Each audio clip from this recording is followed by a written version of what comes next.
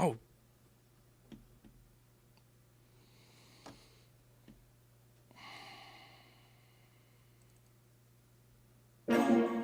Hey, this ain't a drill. Only time I plan is on the field. And when I'm on the field, no, I got mad skills. And you know we about to eat this a fast meal. Y'all gotta pay for this heat like a gas bill. We keep on coming back, so yeah, they mad still. Everyone sick, make them pay with some bad bills. Red, white, and blue like Superman, so you know we eating at the Super Bowl. Kill the competition, set up the funeral. Josh Allen catching all the shots you go for. We callin' blitz. Ready to start, we ain't calling no quits. I'm the #1 draft pick. A lot of y'all talk, but I ain't hearing it. Only listen to Keyshawn and talk about the Bills dominating on the field. All our players got them skills. Buffalo gon' make a kill when we talk about the Bills dominating on the field, and our players got them skills. Buffalo gon' make a kill. What's going on? Welcome back to another live episode of the Post Podium Podcast. There is no joy in my voice, but this is still the home of the all truth, no sodium takes. Don't ever bring this on like 60 Minutes ever again. Don't ever bring this in like 60 Minutes ever again. I gotta say, do never bring this show in like 60 Minutes ever. I'm Tom Brokaw. No, we're not doing this. Damn right. Tonight I am Tom damn Brokaw. Look, I want to apologize to everybody right now, including my brothers here at the table with me. If at any point y'all feel like I need to walk away, please feel free to do so. But like, this is. We gonna let you have it, bro. We ain't gonna walk away. We gonna let you have it. Gonna let you get it all out. This is. I don't know where to go from here.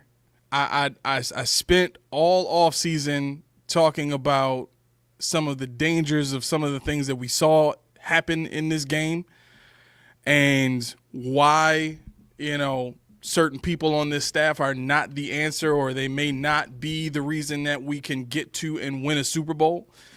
And this is, I'm not happy at all to be right about these things. And it's yes, exactly, Laura. Gutted is exactly how I felt yesterday. I couldn't believe what was happening in front of my eyes. It made me look like an idiot because of this calm confidence I had all week, and so many of us had it. And we get to the game, and it immediately looks like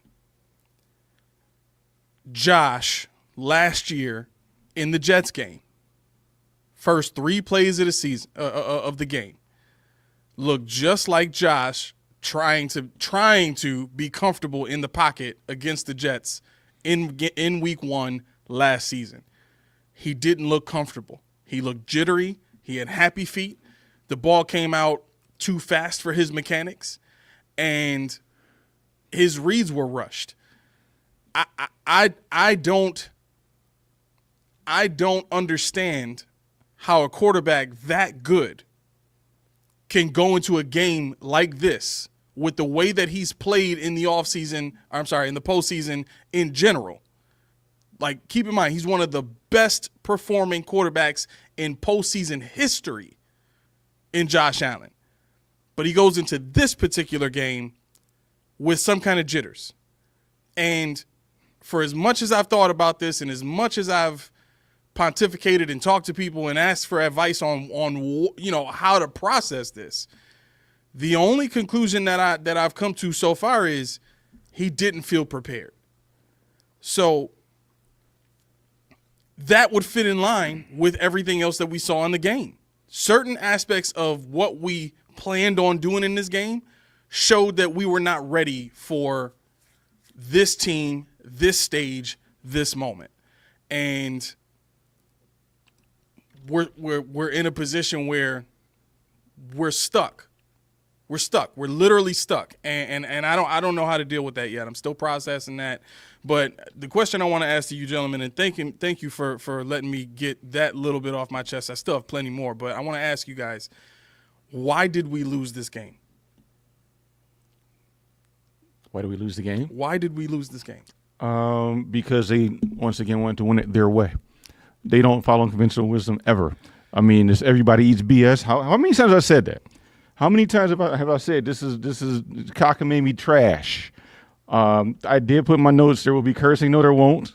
So, Mom, y'all can keep the show on. It's okay. There might be. I'm not going to do it. I had time to cool off. I mean, I was never mad I was never angry. I was never gutted because we've seen this before. I told T yesterday when we were before the game, I said, you know what? She said, I'm nervous. Everybody's nervous. I said, you know what?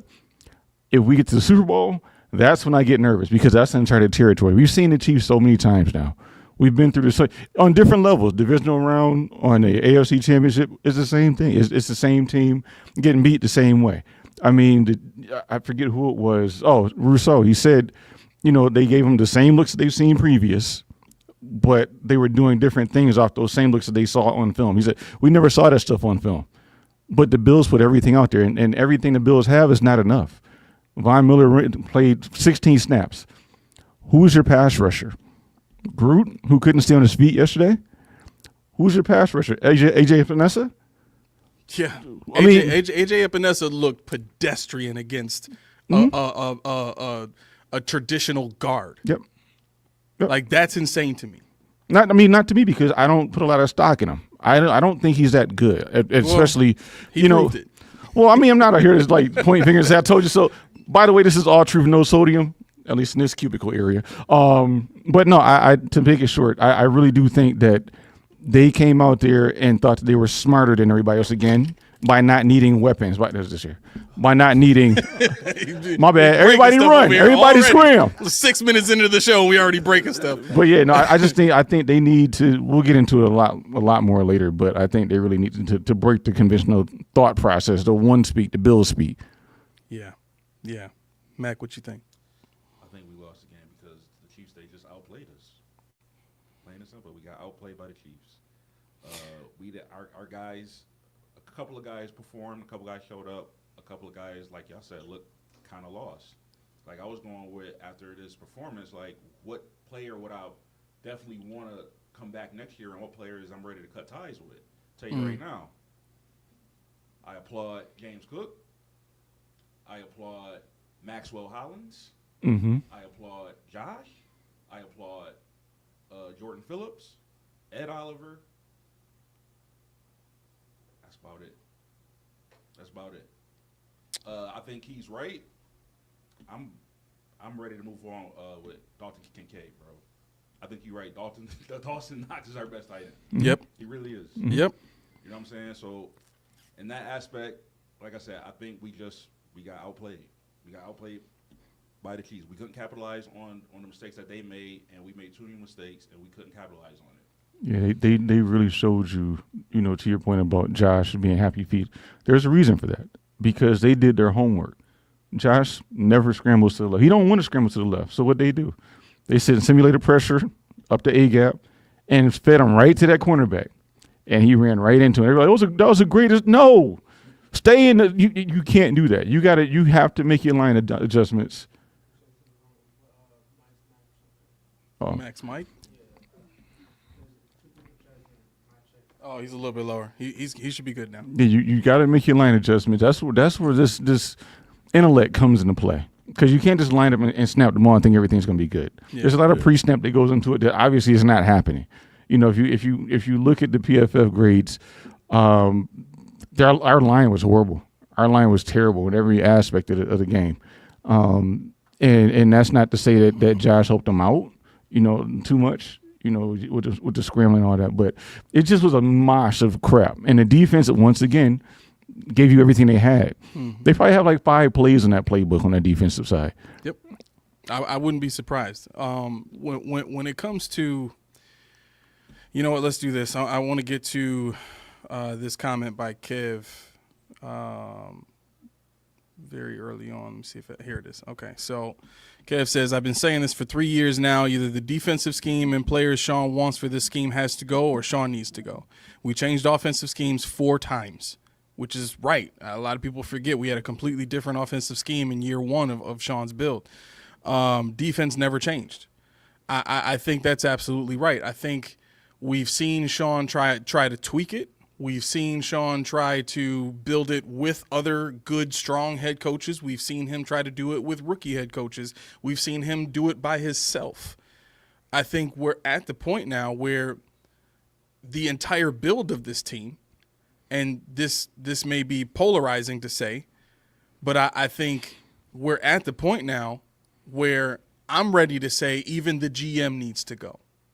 Because looking at this team build, looking at the players that they've signed over the last 2 years and the players that they've drafted, the way they've built this team, this is Sean's entire vision. This is the balance he wanted to have on offense all season long. This is the effort. This is the humility. This is all of the cultural things, the locker room things, the on-the-field things that he wanted to see. He got it. He got his complete vision. And I do understand that to a degree his complete vision was including a Super Bowl, but in terms of how the team is supposed to look, feel, and perform, this was the entirety of the vision.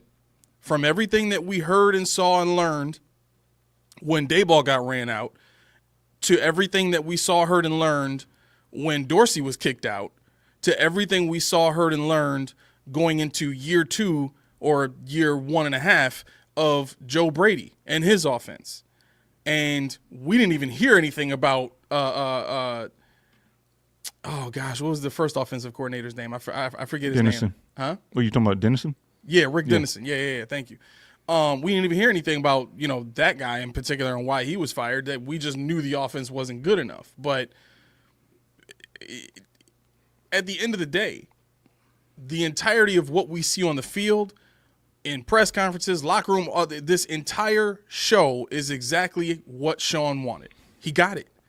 And it still wasn't enough. When I watched that game, I do say we got outplayed. Mm-hmm. But I also say we got outcoached.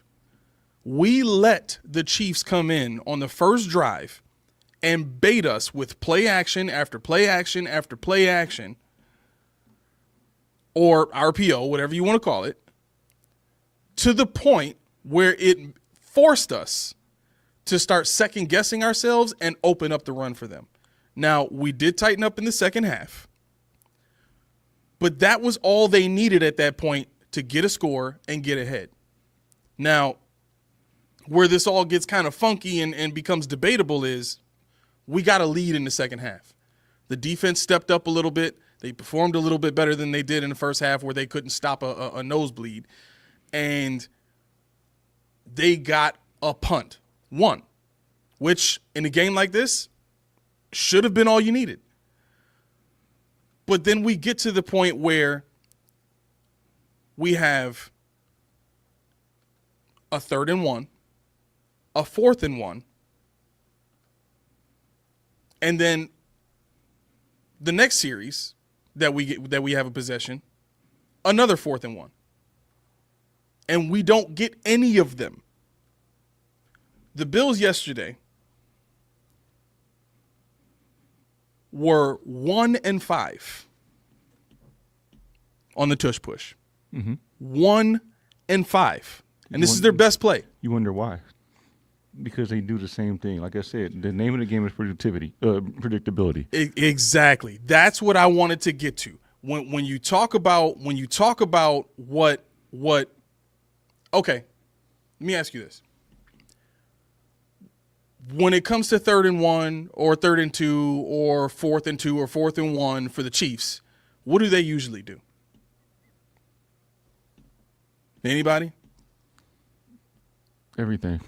Right. Yeah, we don't know what that is. There's not one thing they do, yeah. Right. So when you look at 1 for 5, you ran the tush push 5 times and you only converted 1. And that first one was, I think, the first one they ran. Mm-hmm. The only other forgive me. No. The only one that worked. I'm sorry. The only one that worked was the one where Josh leaped over the pile. That was the only one that worked. So. Is that the fumble? Did he fumble that one? Yeah. But the Bills recovered it. Right. So predictability is built into a traditionalist defensive head coach's mindset. It's part of their DNA. Mm-hmm. It's how they operate. They like the repetition. They like things to be clean cut, repetitive, so that they're predictable. And I'm sorry, that was the problem yesterday. That was the problem. Predictability was the problem yesterday. They knew what we were going to do, and they were ready for it. That has nothing to do with the players in my mind. The players are asked to do something on the field. They go do it. Now, the only time that I can look at, well, there was like 3 or 4 times where Josh checked out of a play. But the biggest one to me is, I think, was the fade pass. Because I think they had a run call at that point, and I think Josh checked out of it and tried to go to something else that he thought might have a better chance of working other than the run. But, again, all of this is to say, you cannot expect to beat the Chiefs with coaching that is going to be repetitive, that is not going to make in-game adjustments, and that is going to coach tight in the second half of every single playoff game.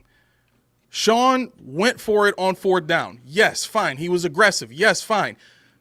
But knowing what I know about that coach and everything that I've learned about who that coach is and how that coach is behind the scenes, he's doing that so that nobody can criticize him for not being aggressive and trying to win this game. That's just the bottom line of it. That's who he is. And exactly what I thought he was going to say in the press conference is what he said. Well, that's our best play. That's our highest percentage play, and that's what we went with. And he left it at that. Go, if you don't believe me, go watch it. But this is what we're stuck with, because I saw somebody in the chat already say it. This dude got us to an AFC championship game in what was supposed to be a transition year. My contention for that is, how did it happen and why did we lose? When you look at, and I know I'm going really long, I appreciate y'all patience. When you look at how we lost this game, when you look at what had to happen for the Bills to get this far, to win with this style of team, there's no way that you can say that the Bills were, on paper, better than every opponent that they played. We had 2 Pro Bowlers, Deion Dawkins and Josh Allen. And realistically, if you take Josh Allen off of this team doesn't make the playoffs at all. We saw what that looked like when Mike White came in. God bless his soul. He's no longer on my list. I don't want him here. You're welcome. I'll let you have it, man. Whatever. But furthermore, Miss Trubisky. I mean, look, today might be a day where I'm just straight spitting facts, because I don't think I have the emotion to convey here. I think I'm at a point where I just feel numb. I just feel like there's been so much abuse and so much up and down of, as soon as I get to the point where I start to believe in this team and start to have some confidence that we're going to beat the Chiefs, like, what was I thinking? With this coach? This coach? This team? No disrespect to Mac Hollins, but he ain't got no business being nobody's number 1 receiver. And he's been ours all season long. And he's not even a number 1. Right. That's the thing. Amari Cooper, not even a number 1. He's not playable. Right. He's too slow. He's I couldn't believe how fast the Chiefs defense looked going after Cooper. Mm-hmm. Yep. I mean, he's aged. He's aged dramatically. I mean, the thing about this whole deal is you watch, you watch the fastest wide receivers in the league on the other side. The guy that you could have had, we'll say. But don't say should. After putting up 100 yards of offense, 2 touchdowns, saying that they decided to skip on me, it's their loss. I mean, it's an ultimate egg on your face. After the guy that they traded back for, their guy went 1 for 12. Keon Coleman, how many targets? 6. For Coleman, 4. 4 targets. 4 targets for Coleman. Yards. But the point of the matter is, you're once again, like you said, you're first round, second round, whatever is on display with Keon Coleman, Kyer Elam, and Dalton Kincaid. Those are your 3 top prize guys in the last years. Yep. And you have nothing to show for it. Meanwhile, the 2 picks that you gave up to the team that just beat you is going to the Super Bowl. Yeah. Mr. Limited and Xavier Worthy. Mr. Can't do anything else but gimmicks, Xavier Worthy. Patrick Mahomes, who I foolishly thought Lamar Jackson and Josh Allen were now ahead of. Nah, I take that back. He's still number 1. Yep. So, I mean, Xavier Worthy, they can't run block. They can't run block. That's why, like, a lot of people think that's why they don't, the Bills didn't want small receivers. It probably is. It probably is because that goes to what I said earlier when I said the our speak, team speak, our one mind. It has to fit this category. Mac Hollins. Yes, I love Mac Hollins. I've never watched a lick of him play before this season, and I had a ball watching Mac. I hope he comes back next year. I really do. I don't care if it's to work with Keon further on route rush, route running, whatever. If we draft another big wide receiver, I don't care if it's to work with those two, Micah Hyde role. But what he brought to this team this year, when it comes to chain moving, when it comes to touchdowns, when it comes to being the guy that Josh knows is going to have the ball, when everybody wanted Amari Cooper, everybody said it's going to be Keon Cole, everybody said Dalton Kincaid, we poo-pooed on Dawson Knox. What did it get us? Yeah. Well, okay. So Kev says, and I want to get to some of these other comments too. But I really appreciate that point because it fleshes out the other portion. Huh? I'm glad you put that one up. Go ahead. Yeah. It really fleshes out the other portion of this conversation that we haven't gotten to yet, which is the team build and the players that we've chosen. Right. So staying in that same context, Kev says Worthy would have been terrible in this offense. He would have been. I agree with this that. offense. Yeah, because that's Curtis why Samuel you change the offense when Right. you get playmakers. Right. But the dark side of that point, in terms of changing the offense is you still have a head coach who wants to control everything, wants to be involved in everything, including the offense. This was the offense that he envisioned with Brian Daboll here. And Brian Daboll had too much pull and too much juice to just sit up under, Sean McDermott, who in his mind wasn't anywhere near a coach that he worked under in Bill Belichick. So why should I respect you? If anything, I know better. I've got a ring and you don't. You know what I mean? So I think in terms of changing the offense,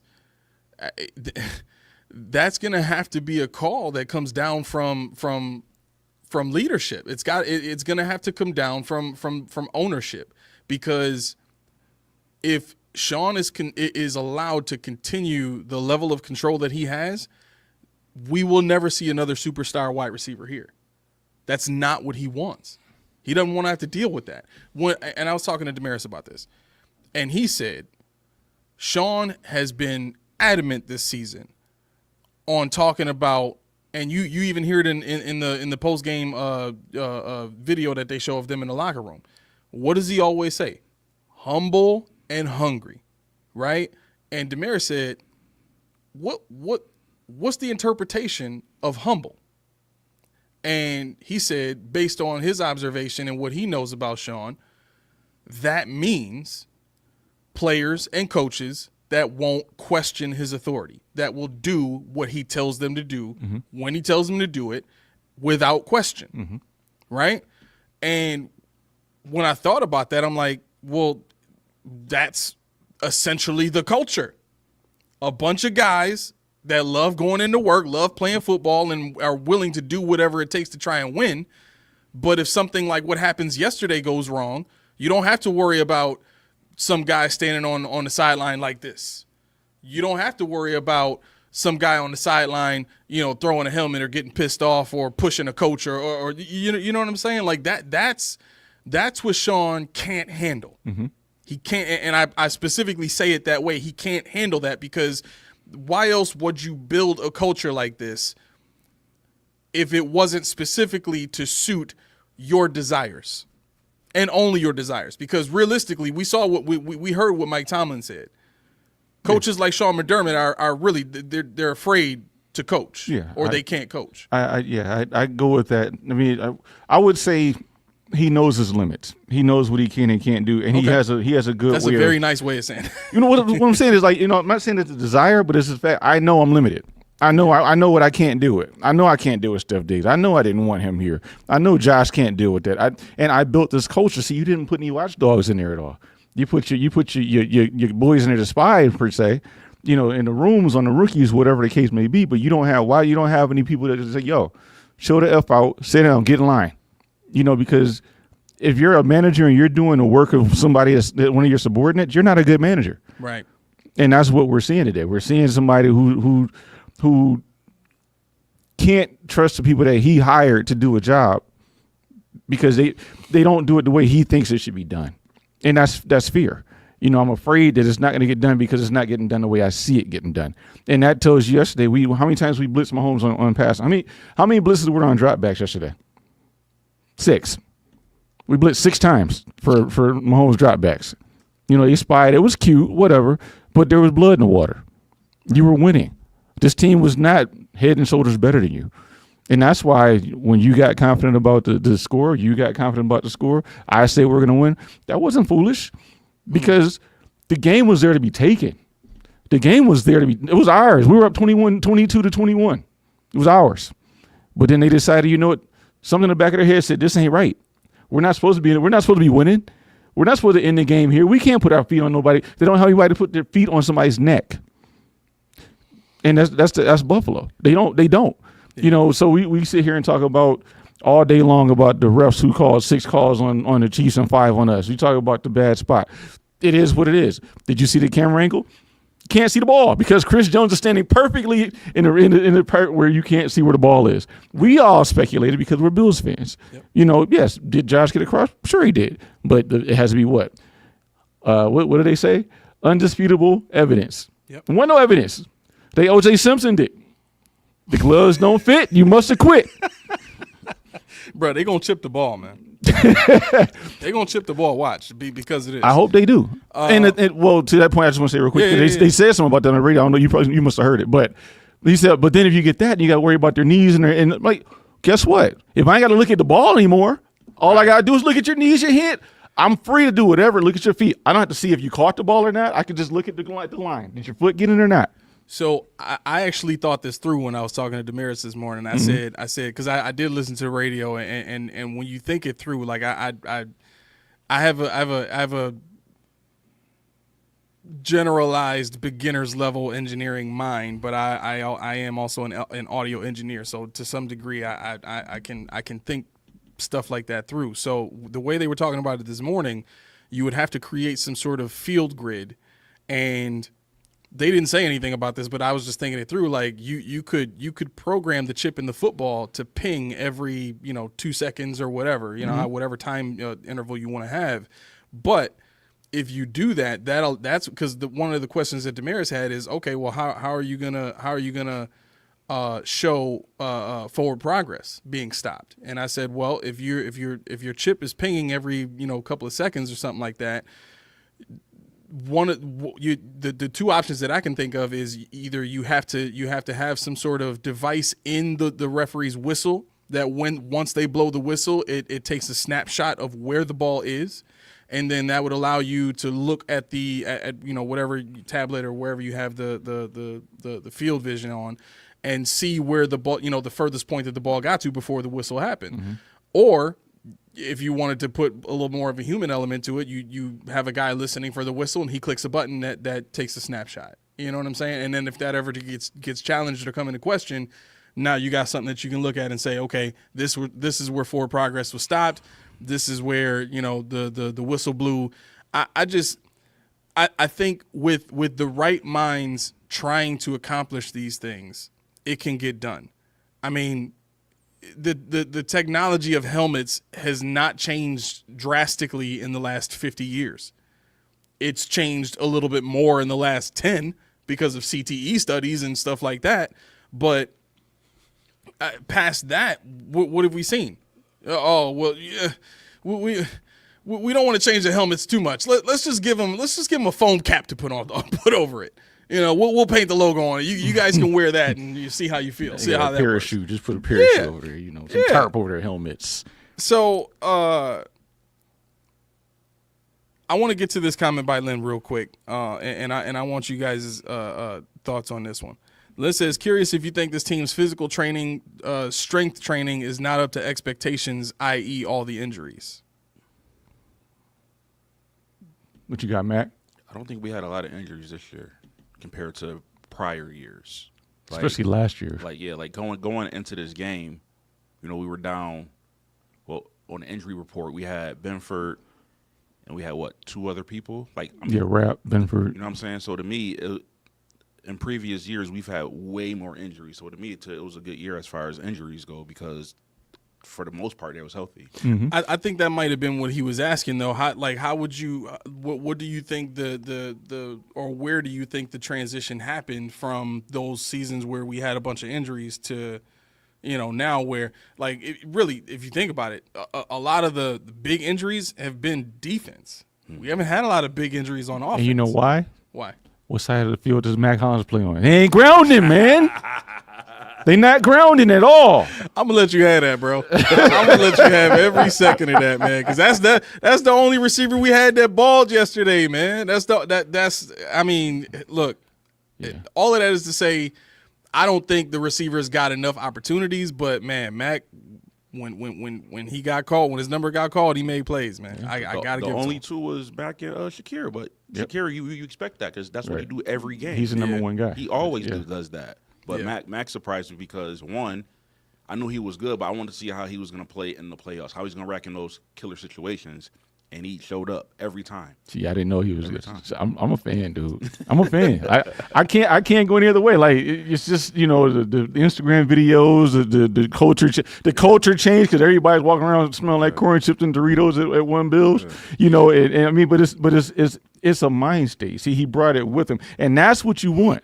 You want somebody like that to bring that kind of mind state in, but then he started getting to the point where he's that him and Jordan Phillips are those watchdogs. Now they're the ones out there taunting and this, that, and third. But I like everything that he brings, Key. Like you said, one, you bring in a different personality, you bring in juice to the offense. Like you coming out there, you bringing fire, and you balling. Mm-hmm. Like that's what we need. We need players who can bring some juice to the offense and make these dudes play. Yeah. So two things I want to get to real quick, and then we got a few comments I want to catch up on real quick. I'm gonna just do it now and get it out of the way.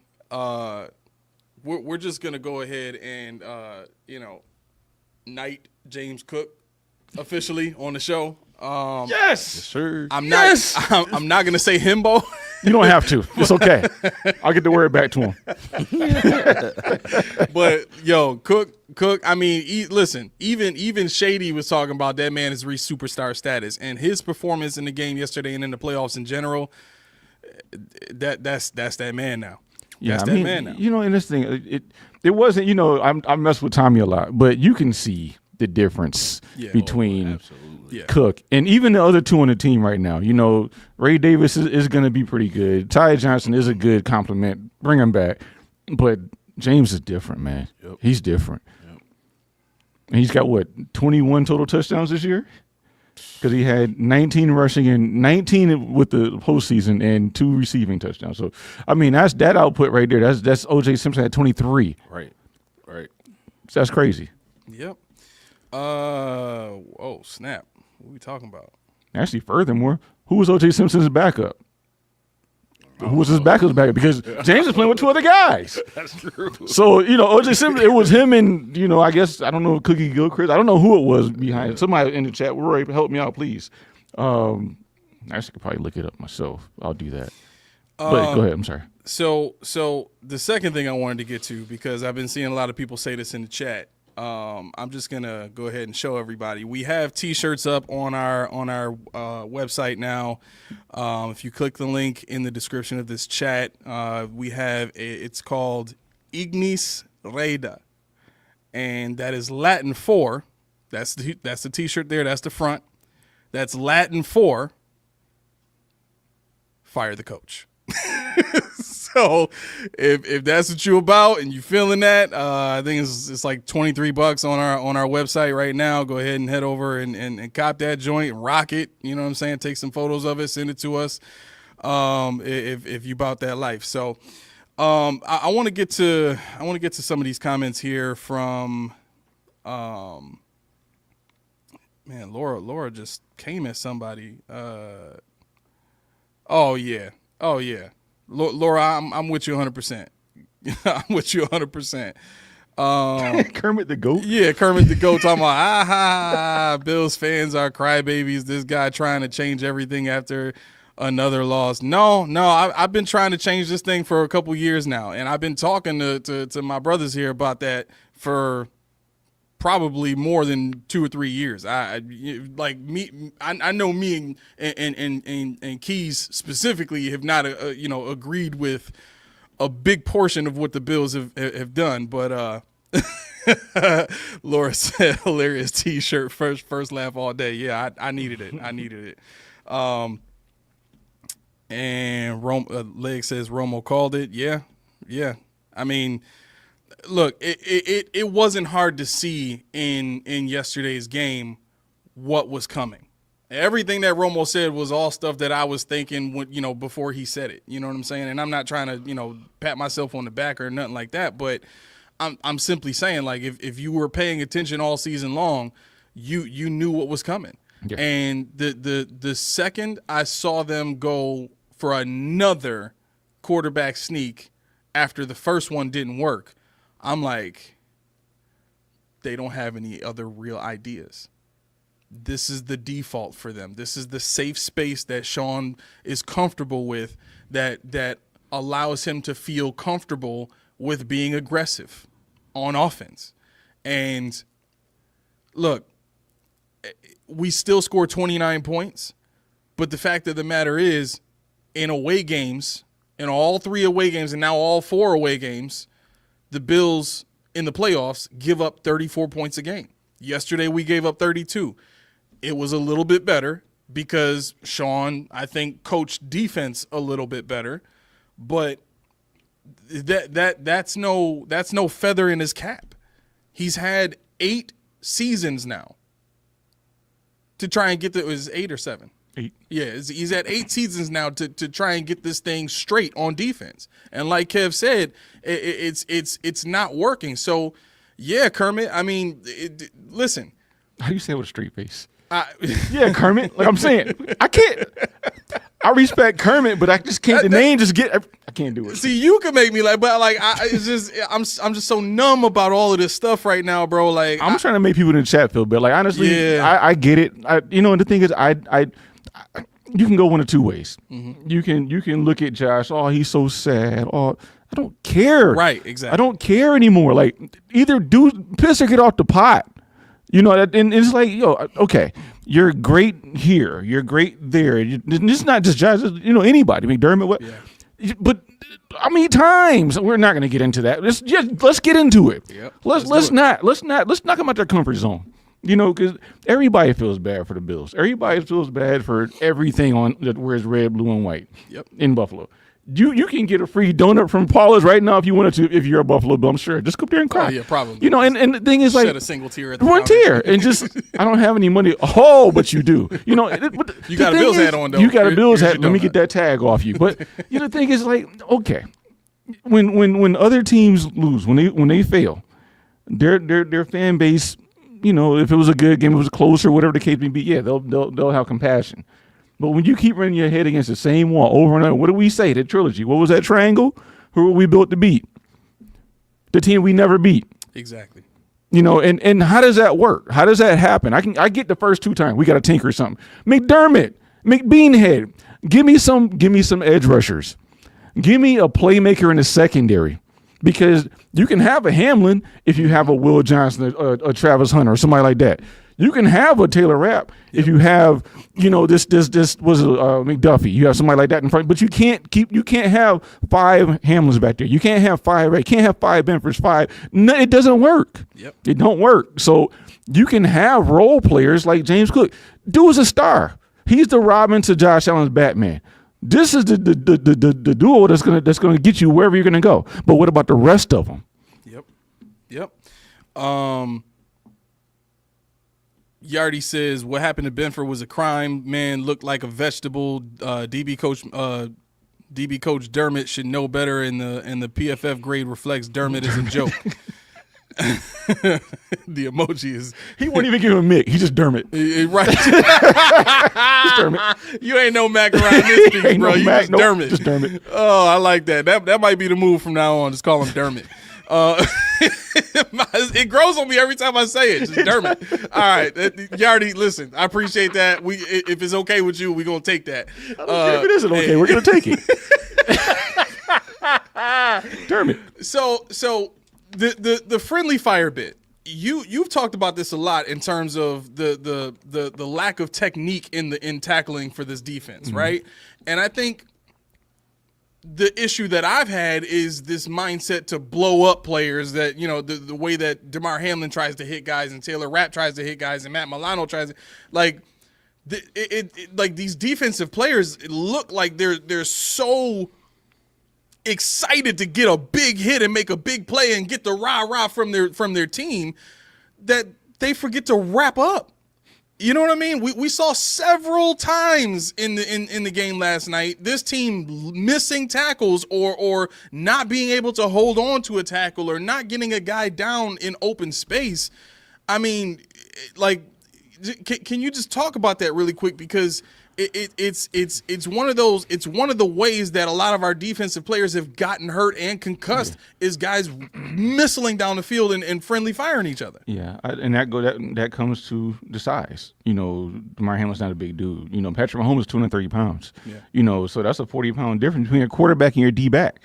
You know, so the Benford hit was curious to me because he passed concussion protocol, but it wasn't a particularly violent hit. I saw it in slow motion. He didn't catch all of them. You know, if Benford wasn't suffering effects from his last concussion, I don't think we would have saw what we saw. Whoever was it Worthy? I think it was Worthy that he kind of shielded himself.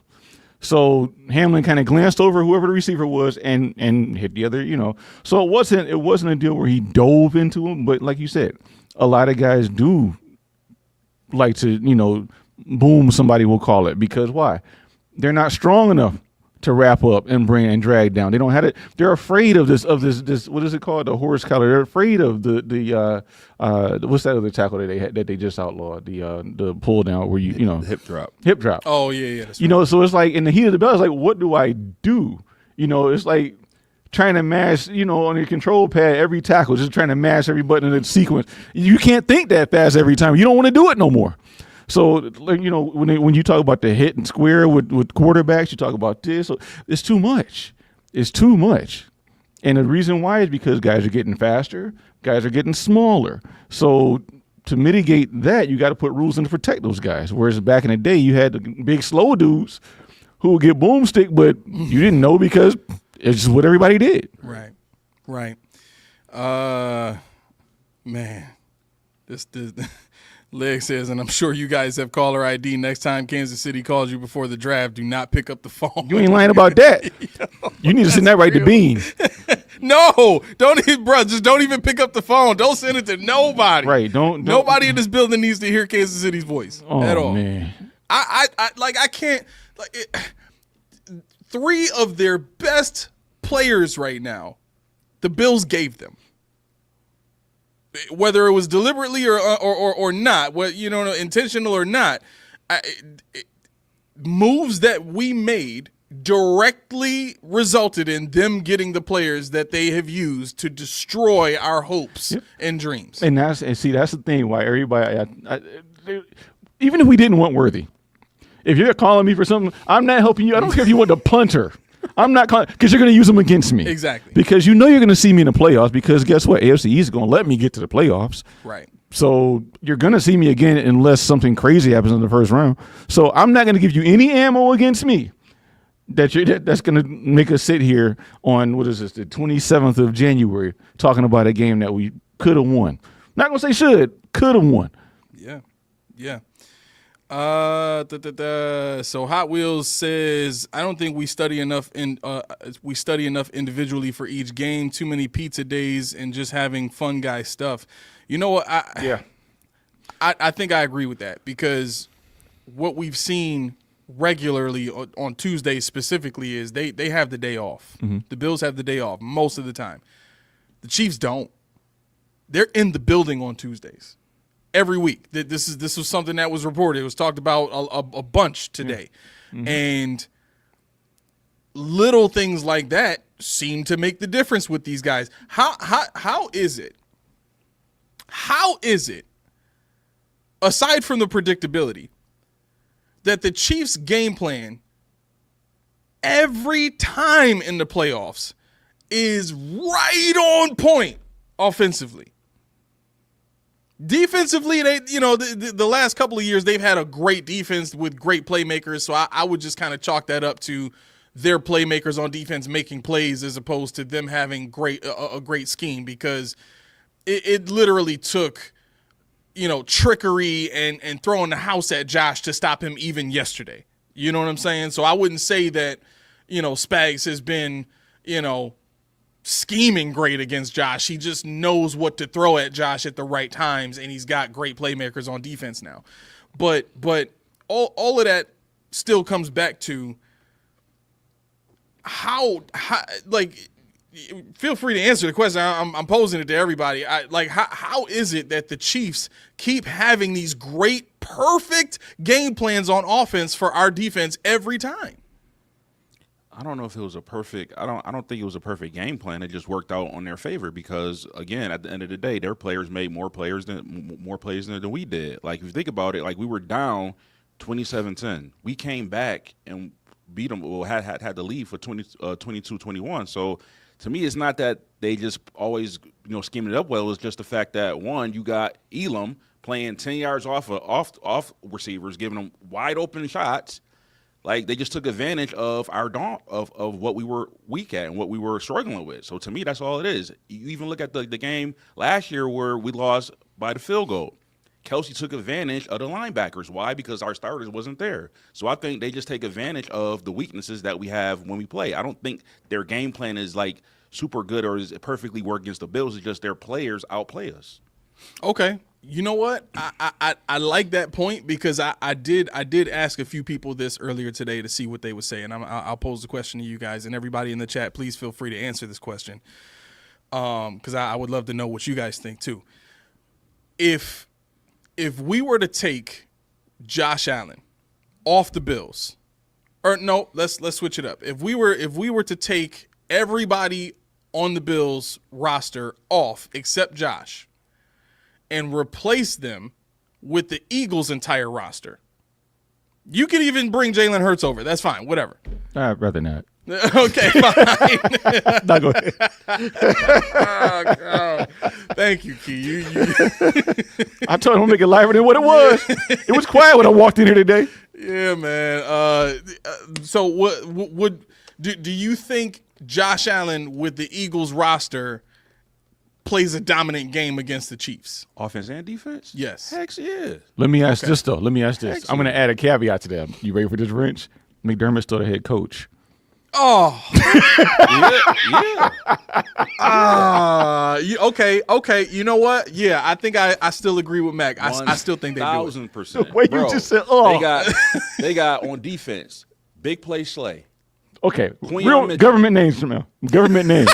Cooper DeJean, like, their team is loaded. They Darius. got dogs. Like, they got elite players on both sides of the ball. Yeah. And like, I really like Cook, but I had text y'all boys. Saquon is just different, bro. He's the best NFL. He's the best running back in NFL, hands down. Period. Ain't nobody close to this dude. He's a monster. He's a beast, right? Yes. If Josh Allen, we got the Eagles roster, it's a wrap. I want to say we might even put a 55 on him. Yo, just like we did Washington. They said Man. some Eagles fans were mad we lost because they said there's no way we're going to beat the Chiefs.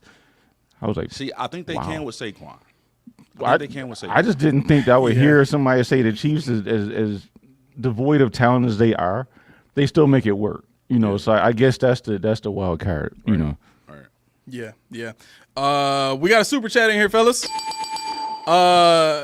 Tensei, welcome to the show. We haven't seen you in here before, but Tensei says, despite all the squad assembled, Bills and Burrow haven't gotten it done. Imagine if Ravens built such cast, players and coaches not have 3 turnovers in playoffs. I understand the point. I understand the sentiment behind it. Okay, so this is a bit of a clarification here, too. Thank you for that. Tensei says, not trying to disturb you guys, just saying Lamar is the biggest X factor, and his team haven't invested like his peers. Did this man say interrupt us? Bother us? Please. Yeah. Bother away. We've spent first round pick after $100 million on a defensive line that continues to underperform every season. Mm-hmm. And furthermore, several of our draft picks have gone to defensive players that typically don't end up becoming starters. They end up becoming backups or practice squad players that get traded somewhere else and start to have success somewhere else. Think about what we have on offense right now. Our highest drafted player aside from Josh Allen is James Cook. Mm-hmm. That's it. You know what I'm saying? And then you bring into that Keon Coleman, which is the first receiver we've drafted since what? The highest drafted receiver. Or the highest drafted receiver. But, I mean, like, the Ravens have Zay Flowers, first-round pick. Rashad Bateman, first-round pick. Mark Andrews, who's an all-pro player. Isaiah Likely, who's now boomed, and I think he was a first-round pick, if I'm not mistaken. No, he wasn't? Where'd he go? Nah, he wasn't the first round. Okay, fine. Everybody still thinks he's a great player. So he's a good player. Yeah, he's a good player. But there's no way. Like, they traded for Roquan Smith, Mm-hmm. fourth rounder. Okay, cool. Yeah. They traded for Roquan Smith, got him onto the defense. They drafted Hamilton, the safety. Mm-hmm. Like, they still got is it Humphrey? Who's the corner there? Marlon Humphrey. Yeah, is it Marlon? Okay, yeah. They still got Marlon Humphrey. So I mean, I don't know, man. I'm sorry. I don't think that point has legs, so to speak. No pun intended, leg. I'm sorry. but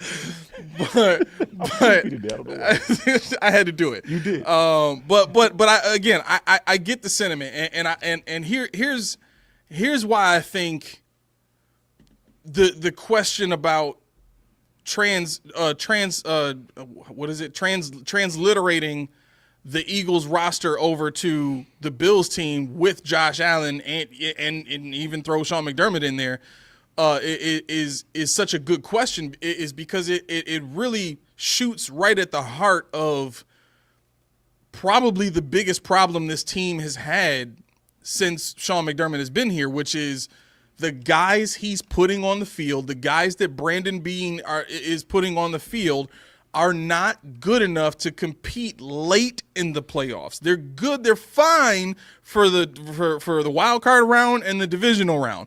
But once you start getting to AFC championships and Super Bowls, those are heavy hitters. And the Bills have always been overachievers every time they've gotten there. The last time we went to the AFC Championship game, people were giving us props just like this. This team had no business being here. They didn't have the stars. They didn't have this, but they overachieved this season. It's the same stuff they saying today. Same stuff. We overachieve. I'm tired of overachieving. Mm-hmm. Let me just underachieve and still win by 12. Mm-hmm. Can I get that? Yeah. You know what I mean? Yeah, I just want to belong. That's all I really is. Yeah, just belong. And you know, I'm not gonna go into what was it, ichthyius moralis, whatever your Latin for fire McDermott or fire Dermot is. You know, I'd still wish that he would figure out what the next step is, because we saw part of it this year, but next year there's more to be. Your defense doesn't work. It's antiquated. You got to have speed. You got to blitz. You got to be creative. Everybody calls you aggressive. I still don't know where the aggression is. I mean, I don't. I don't get where the aggressive. I mean, yeah, on offense you got Josh Allen with your tush push. It didn't work. Right. But what about the innovation? What about the tush push to a toss? Bro, the boot action worked for the Bills twice. Yeah. And they went away from it. They went away from Cook altogether in the fourth quarter. Exactly. Like I mean, it's like, okay, so you show everybody knows you do the tush push. Everybody's expecting it. They line up. They put all their heavies on the left side because everybody knew that Josh was going that way. What about a fake push to a toss to a running back? Something innovative like that. What about one of those Tebow deals where he lines up and he takes a step back and he just jump throws it? Something that people would not expect. It's just it's easy to keep spamming that X button when you see that play you like every time. Go to recents, just tab over to recents, just keep spamming that X. And you're not going to win like that. And McDermott to hire two coordinators that he hired and give them some kind of autonomy, even if it wasn't much, you got to take another step. You got to, because you're not getting the players in that Buffalo needs. I don't care about the coach anymore. I don't care about the Bills' way of football. The Bills didn't win a Super Bowl, so I don't want the Bills' way of football. That's not a standard. What is the Chiefs' way? When the Chiefs won, what was their way of doing it? What was it? We gotta identify our way of winning football. Exactly. And they haven't done it yet. So guess what? If you keep doing the same thing over and over and over again and it doesn't work, guess what? You might want to change it just a tad. Just a tad. Yep. Sonny Son Brian says Josh will be on the back end of his career when they move to the new stadium. Think about that. Think about it.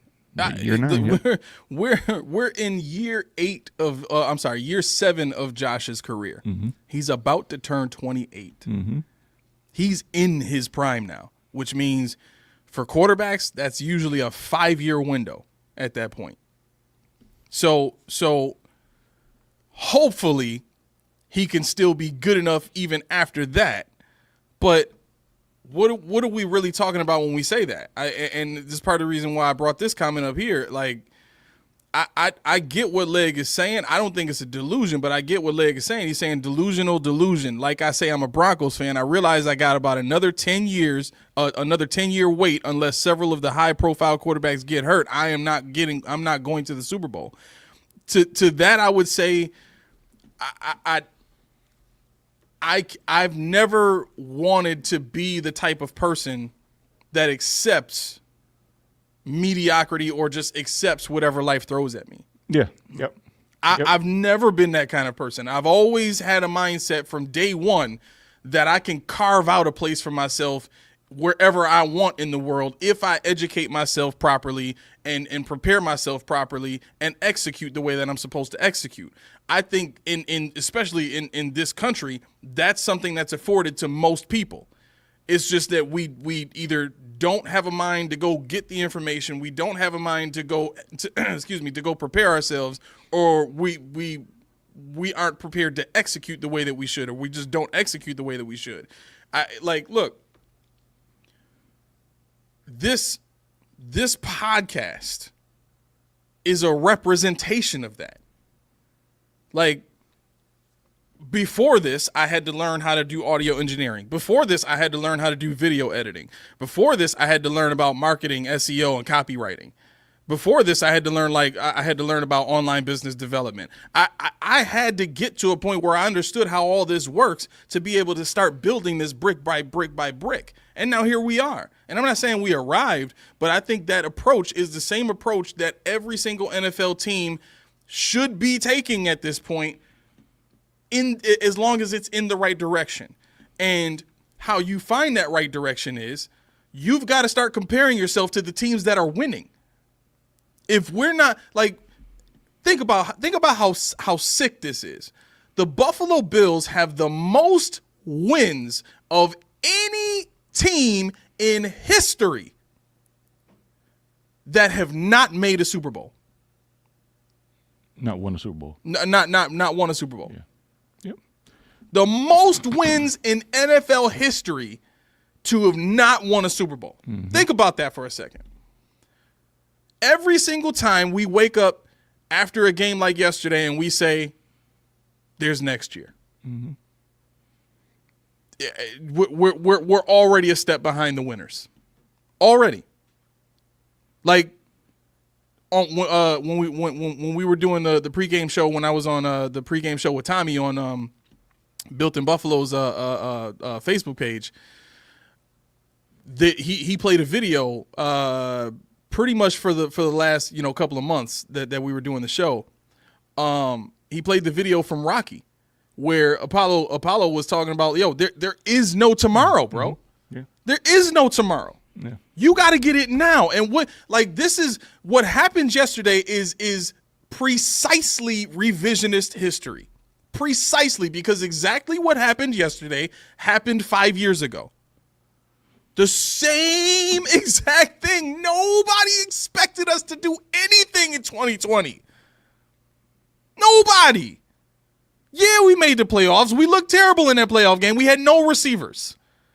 2020 comes about. We got a few pieces. Okay, we building something. The Bills certainly ain't getting to an AFC Championship game. There weren't those kind of predictions, right? So we fast forward 5 years, same deal. Hell, I was saying we ain't gonna make the playoffs. Like it is ridiculous to think that there's no wisdom, because this is essentially what people are saying.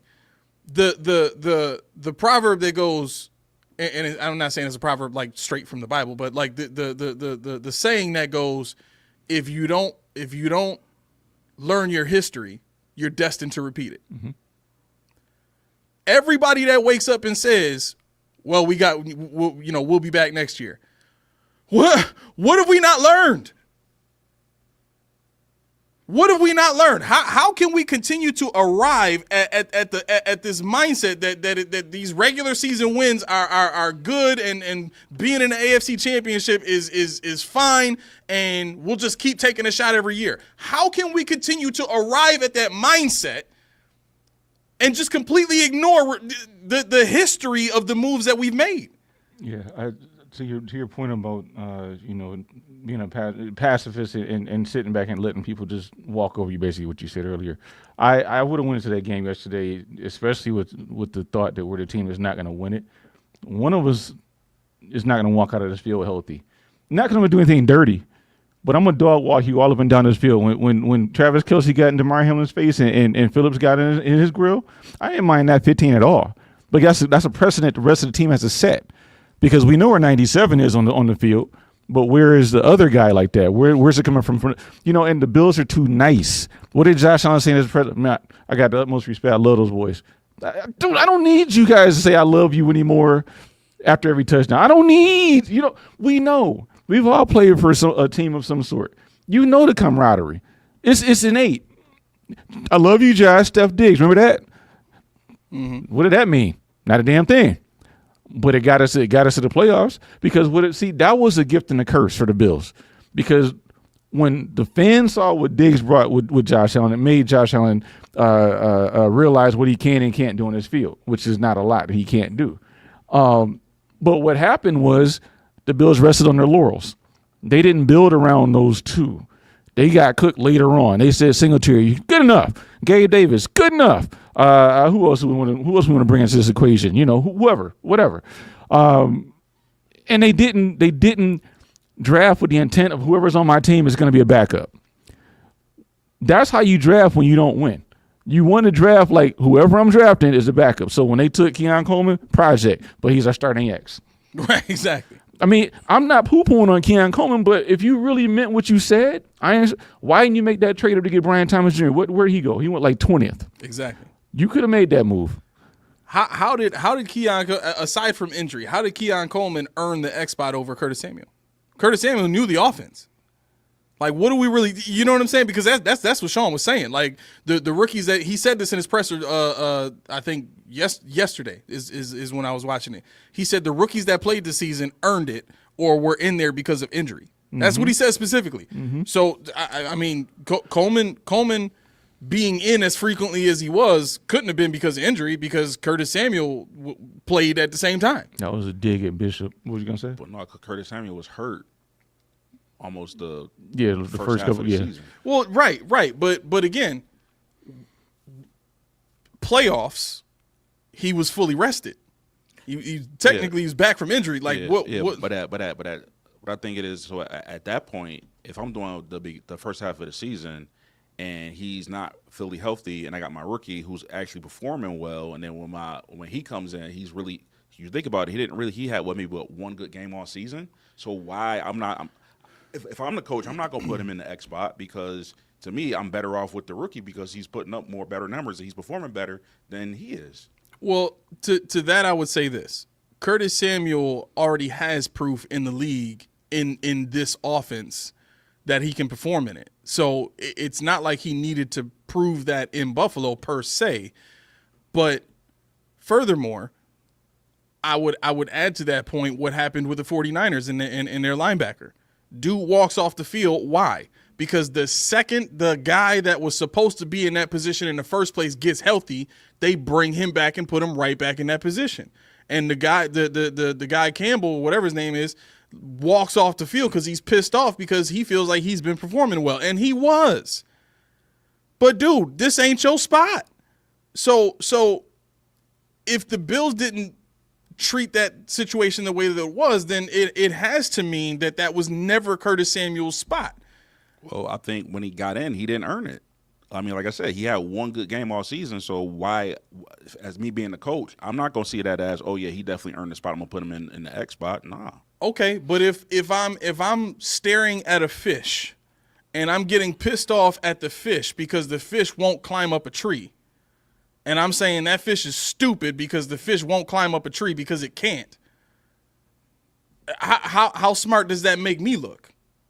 My point in saying that is Curtis Samuel was in a position that he should never have been in, catching screen passes and being expected to make those kind of plays. He's not that kind of receiver.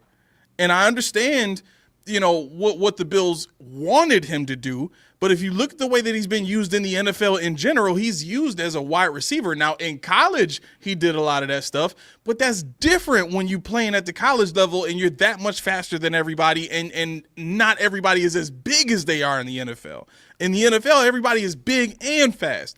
And Curtis Samuel didn't do a lot of that stuff in regular season games huh? I'm sorry. I thought you was waving. He didn't do a lot of that stuff for the Carolina Panthers or the Washington Commanders. You know what I'm saying? So when I look at that, I'm like, yo, a square peg, round hole in that situation. So I really truly think, and I've been standing on business on this all season long. If you had put him in a position to run some of the routes that Mac Hollins was running, or even some of the routes that Khalil Shakir was running, he would have put up some numbers. But you had him. I mean, I would be very interested to know how many catches he had behind the line of scrimmage. Is that something we can? Curtis Samuel. Yeah. Versus how many catches he had beyond the line of scrimmage. Sure. So yeah. So I mean, like that for me is that's why I kind of looked at what Sean said as. Okay, I understand you say that now, but it's very hard to justify when you bring up the Curtis Samuel situation in terms of rookies playing in positions that they were supposed to. I really truly think so much of Sean's decision making is emotionally based.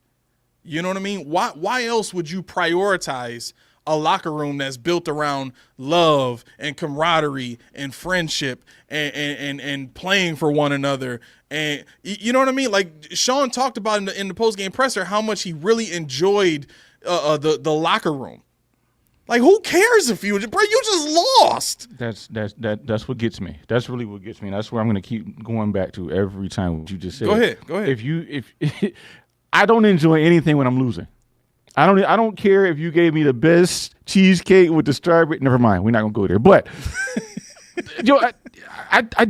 winning solves everything. Winning. We don't need to go home and get our stuffies out and stuffies, not stiffies. And have a slumber party. We don't need to go ahead and go watch Lean on Me, The Notebook, and cry together. I don't care about none of that. What I care about is what my 10 guys with me do when I'm on the field, what the other 11 on the other side are doing when they're on the field. How do we work together to win this thing? No, was it a boom play? Is there somebody I like personally? Sure. Everybody has somebody they like personally at their job. But guess what? It doesn't matter. The grand scheme of things is, can we win with this team or not? And the answer is no.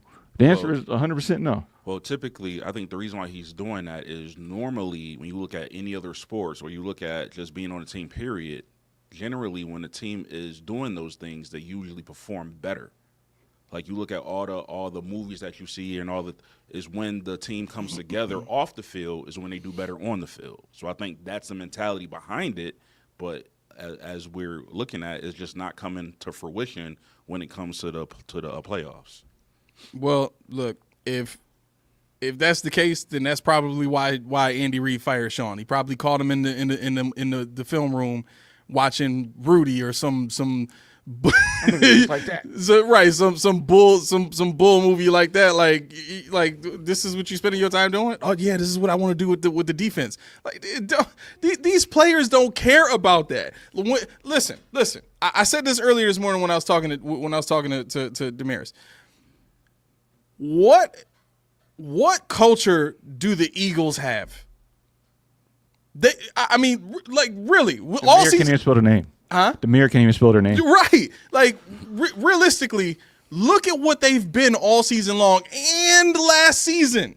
Right? Last season, they had all kind of locker room issues. Players were bickering and stuff like that carried over into this year to the point where you had A.J. Brown on the sideline reading a book and people were talking about it on TV. You had reported issues between the receiver and the head coach. Reported issues between the wide receiver and the quarterback. You had people coming at the quarterback's neck talking about he's not playing like a good quarterback. He's playing like a good running back. All types of criticisms on that team, and they are in the Super Bowl for the second time in 3 years. There's your breakdown right there. Curtis Samuel, 15 receptions behind the line of scrimmage, 17 between 0 and 9 yards.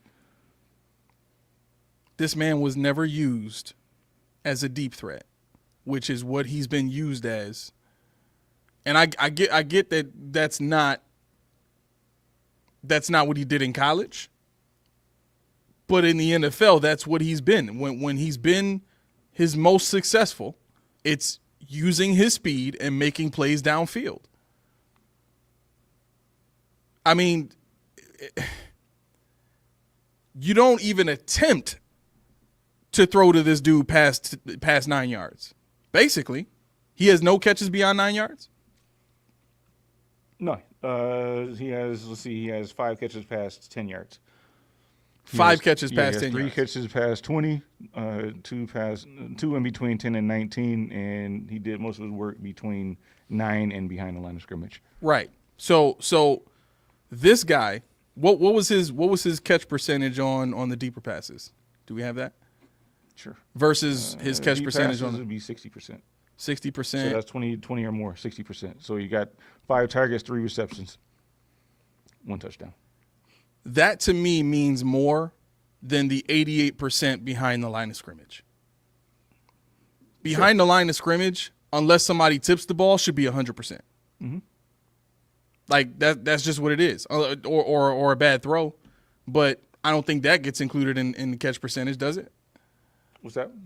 Do drop passes get? I'm sorry, not drop passes, but like a bad pass from the quarterback. Like if Josh threw it in the dirt, but it touched Curtis Samuel's hands. Does even that? If it's towards him, it still goes in your target bucket. It still goes into what? Your target bucket. So if it's a clear pass to him, if it's at his feet, if it skips to him, it's still going to be his target. So that's probably why a throwaway or ground where he grounds it to his feet or something like that is probably that. So that's probably why it's so low then. That might be why he's at 8. Yeah. Okay. I mean, he's only missed 2 of them, but yeah, that would explain it. Yeah.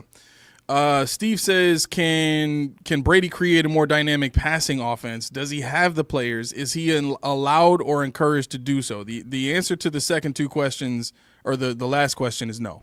He's not allowed or encouraged to do so. The offense you saw this year, which is very West Coast, very with it's West Coast with some pro style elements, is what it is, and that is the efficiency bubble that Sean likes to play in. So No, he's not gonna allow the offense to look like it did under Dayball, because in Sean's mind, that's not what would win them an AFC Championship game. I mean, if I'm Sean, I don't know what to do at this point. If I'm Sean, I don't know what to do at this point. I've literally gotten everything the way I like it. It became such a hit for me that I had to talk about how much I enjoyed coaching these players and spending time in the locker room with them after every game or before every game or whatever, after I just lost the biggest game of my life. Like, let's not get this twisted. This was the biggest game of Sean's life. This one. Not the Super Bowl, because he wasn't a head coach. He was a defensive coordinator. This was it. He had his team. He had his coaching staff. He had all his people on the staff. Everybody was down 100%.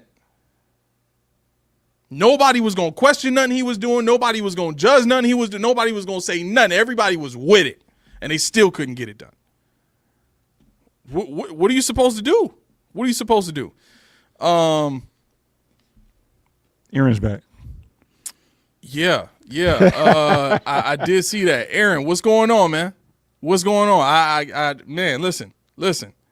He said your coach didn't throw those inaccurate passes. That was your inaccurate job. Oh my God. I don't know about inaccurate. Yeah, like Dalton Kincaid dropped one in his hands. I mean, we're talking about those first two. I think the first two passes. That's it. To me, the first one is irrelevant. I don't care about the first one. I'm talking about the ones that was play those game impactful. You know what? No, we're gonna do this because I don't know.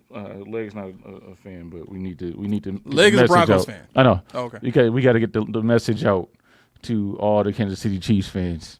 You know, when something like that happens against the Bills, we usually donate to the charity of the player's choice. So you guys can go ahead and send some ends to Kincaid and his charity of choice, because let's see if they actually do it now. Yeah, because it was rough. You know, it's just I just need more. I just need more fire. Like you said, it's going to be an instance where they have to run it back. One, because they can't afford to do anything else monetarily. Right. And OLI, you've been watching long enough to know. You know how I feel about that cap. You know how I feel about what Bean did to the cap, and what the payout was. Where you spend it, the draft pick. See, we're entering my season now. This is the season that Key likes in football, where you get to scout and do all the fun stuff that nobody really wants to do. But to go forth with thinking about, is this team built for it? Is this team built for Brady's offense? No. But the thing is, we're done. You got Curtis Samuels. You got Keon Coleman, you got Kincaid, you got a quandary. If you didn't have Shakir, you could move Keon Coleman to the slot. Yep. And he could play that Matt Collins role. Yep. Be fine. But now you got Shakir, who's not going to do his thing on the outside like he does on the inside, which is the better player. You can't move him. Right. So what do you do now? Do you go ahead and put a 4 wide receiver set out? That's what I don't get. Like, why even draft Coleman if he was supposed to be a big slot? Why? I mean, I don't know. Is it that they think he can move outside and be an impact player out there? Did they bring Mac Hollins in to show Keon Coleman how to play outside? Like, what? I feel like had Shakir not had the year he had last year, I could understand. He would have been moved off the spot. I could understand it, but you knew what Shakir was at this point, right? People renamed Tupac Shakir. It's Tupac Shakur, but never mind that. He's your number one guy. We've established that. He's your number one receiver. You don't move him. So you go ahead and get a guy. Now we got a quandary. That's why you didn't draft Lab McConkey, because he is Khalil Shakir. They're the same guy. Yeah. But like I said earlier, Brian Thomas Jr. All you had to do was, somebody in the chat said, grow up here. That's it. Be aggressive. That's all you had to do. You got eons and oodles of draft picks. What are you going to do with them all? Their aggression is not real aggression. It's calculated risk. Right. Yeah, you got 12 draft picks.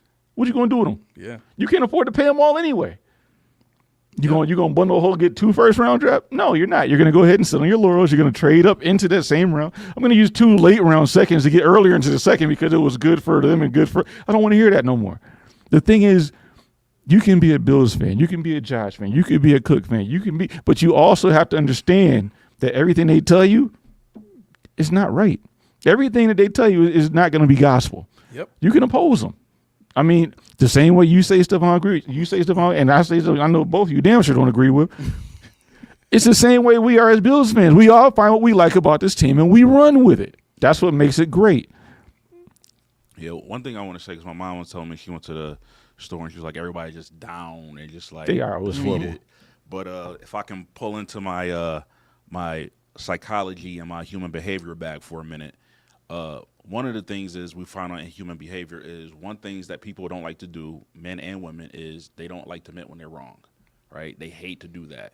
We say that slow. Men and women. Aha. Hence why when we played the Ravens, we had all the Ravens fans in here, and then when we won, they was out.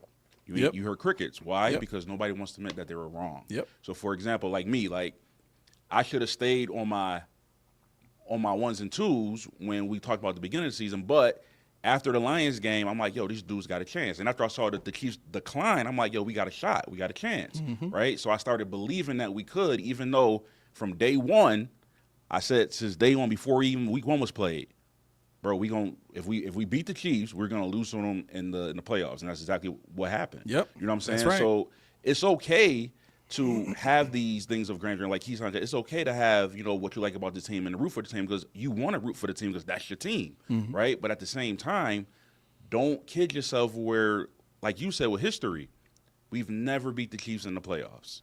Right, so why would this year be any different? Especially when the team was when we had the 53, we already said, they'll probably make it to the playoffs, but they ain't gonna do nothing. Yeah. And then now we get to this point, and everybody's sad and everybody mad. Like, don't do it to yourself. And like, you know what I'm saying? Like, and then and life in general, right? Like, I've made a lot of things where I was unsuccessful, but I did a lot of things that I was successful at. But at the same time, when you're unsuccessful, you don't just throw everything out and just start all over. What you do is you pick your head up, you dust yourself off, you have your little moment, and you get back on the grind. You get back to business. Like, you're not going to win every time. Every time you set yourself up, it's not going to be a success all the time. You're going to have unsuccessful. You're going to have failures. That's what life is all about in every aspect of life, right? We're going to make mistakes. We're going to fail sometimes. But the bottom line is you don't stay there. You get up, dust yourself off, get back on the grind, get back on the whistle because you want the outcome to be better next time. Right. I think one of the things that, man, and this is really hard to say. This is really hard to say, but I think one of the things that has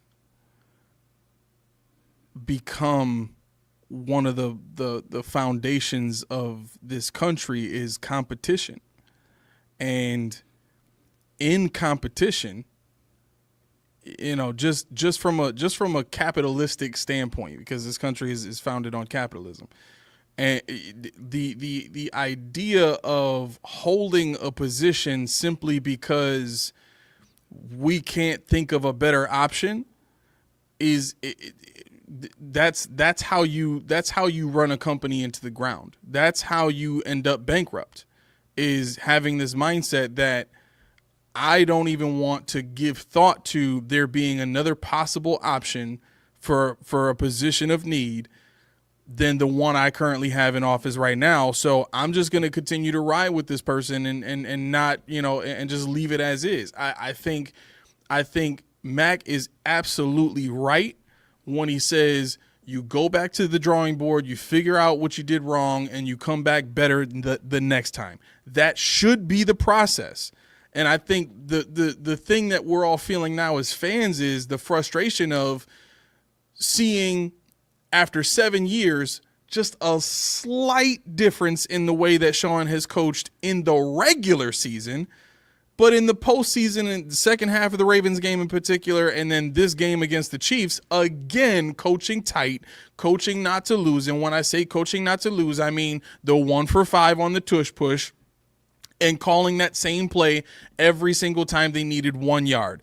They got to 3rd and 2s where they ran the boot, or they ran that boot action and passed it to Cook. Those 2 plays worked great. They fooled the defense. They were big plays every time they ran it. But the Bills never capitalized on those types of plays down the field. They never said, oh, hey, these plays were big against the Chiefs. Let's see if we can do that a third time, but this time throw the ball down the field since they know we've already been successful short on those types of plays or that specific look on offense. So, for all of the efforts, for all of the years of going back to the drawing board, look, there comes a time where you got to put your hand on that employee's shoulder and say, you did the best you could. We're going to go in a different direction. And once we make that move, then we can be right back on the same board of, okay, if they don't win in season 1, let's come back and try it again. If they don't win in season 2, let's come back and try it again. I don't mind giving the next guy 5 years. But what I want to see is a consistent progression. And again, this is going back to some of the fundamental flaws that we found with this Bills team early on in this podcast, which is when they got to the AFC Championship in 2020, the Bills' timeline in terms of their build was sped up, and they weren't ready for that. And I think the snapshot of them not being ready for that success that soon has been the same snapshot in every other time that we've seen the Bills make a mistake in game and in the front office with draft picks in particular. Look, Trent McDuffie's gone. Oh shoot, we still need a corner. We're panicking now. Right. Oh shoot, the receiver we wanted is gone. Dalton Kincaid. Right. You know what I'm saying? Oh shoot, we made the AFC Championship game in 2020. We weren't supposed to do that for another 2 years. Von Miller. Right. Like these are the foundational fundamental flaws that this staff in general, GM and head coach and everybody else making decisions in that building, this is the fundamental flaw that they've had this entire time, and we've ignored it because we wanted to give them the benefit of the doubt. We've never had this kind of success before. We wanted to enjoy it. I get it. But now we're at the point where we as fans should have matured enough to realize, okay, we have Josh Allen. We're going to make the playoffs no matter what. When you have a quarterback of that caliber, that should be understood that you are going to go into every season expecting to make the playoffs. Now, unless you have a team like, I don't know, what the Carolina Panthers had, but even then, I still think you add Josh Allen to that Carolina Panthers team and they make the playoffs. Like that's kind of what I'm talking about here. The team that we went into this season with, we shouldn't have done what we did, but we did. So I think the understanding needs to be from the coaching staff, from the GM perspective. The issue is not Josh's execution. I actually heard people say that. Well, Josh has just got to play better. He's just got to make those plays. James Jones in particular said, well, Josh has got to make those plays. Let me take it to actually, before I get to this point, I want to shout out. I forgot to do this. Y-Town's King, I sincerely apologize for not seeing your super chat.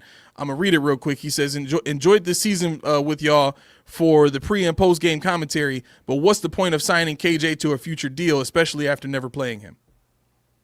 KJ Hamler? KJ, yeah. They always do that. It means nothing. It means nothing. It's just saying that you're invited to the practice squad next year before anybody else has a chance to get their hands on you. That's all it is. Okay. And then I want to apologize to Steve Lynn, too. He says it's easier to lie to someone than it is to convince them they've been lied to. Mac is wrong about Coleman. We'll see, Steve. So this is one of the other points that I wanted to get to, and tell me what y'all think about this. The idea that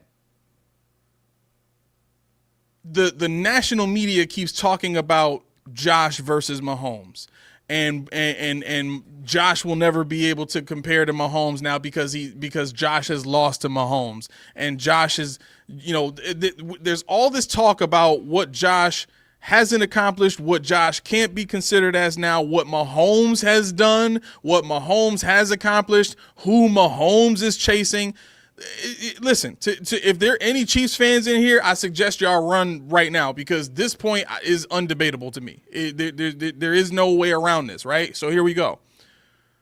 Mahomes has achieved something that even the New England Patriots didn't have, which is synergy, complete synergy between quarterback, head coach, and defensive coordinator.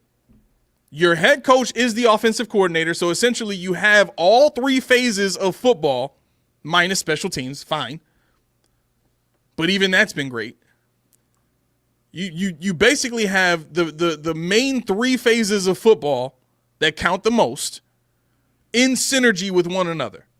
You have a quarterback that can play extremely well in crunch time situations. You have a head coach who's light years ahead of everybody else in terms of play calling and game planning, and you have a defensive coordinator who might possibly be the best defensive coordinator of all time. What Mahomes has been blessed to step into from day one is unprecedented. Not even Brady stepped into that. Okay? Brady's numbers early on did not look like Mahomes' numbers early on. Brady's winning did not look like Mahomes' winning early on. Mahomes' career to this point, trajectory-wise, is light years ahead of Tom Brady. Full head and shoulders above where Tom Brady was. So let's be clear. It's not Mahomes himself doing all this stuff. We have to stop thinking and talking about this kid as if he is Jesus. It's not just him. He has the best freaking coaching staff in the league. He's been blessed with an offensive system that has made things so easy for him year in and year out. He makes a couple of plays a game the same freaking way that Josh does, but we bless Mahomes as this football god. Why? Why doesn't anybody mention Andy Reid in the same breath? Why doesn't anybody mention Spags in the same breath? That's why they're winning. It's not because of what Mahomes does on the field. It's what they do in the freaking classroom before a game. Yesterday's game was about what they did in the classroom, not what they did on the field. I get it. Listen, don't come at me with players still got to make the plays. Yes, fine. But all that starts with the classroom and film review and talking about what we going to do against this team. Making adjustments. We saw Sean make one adjustment in the second half. One. Defensive line played better. That's it. Elam still gave space. Guys still running wide open on pick plays. Same stuff. Same concepts. Boot action worked like crazy in the second half. Same as the first half. Run game. Fine. I'll give you that. We got better against the run game. Whoop-de-frickin' do. But it is not Mahomes himself that is the guy out here keeping everybody from, well, it's just Mahomes. No. If we're going to be real about this thing, MJ had Phil Jackson. He had Pippen. He had Kukoc. He had Longley. He had Armstrong. He had Kerr. He had all these dudes on his team. Basketball is a little bit of a different sport. One player can take over a game, so it is a little different.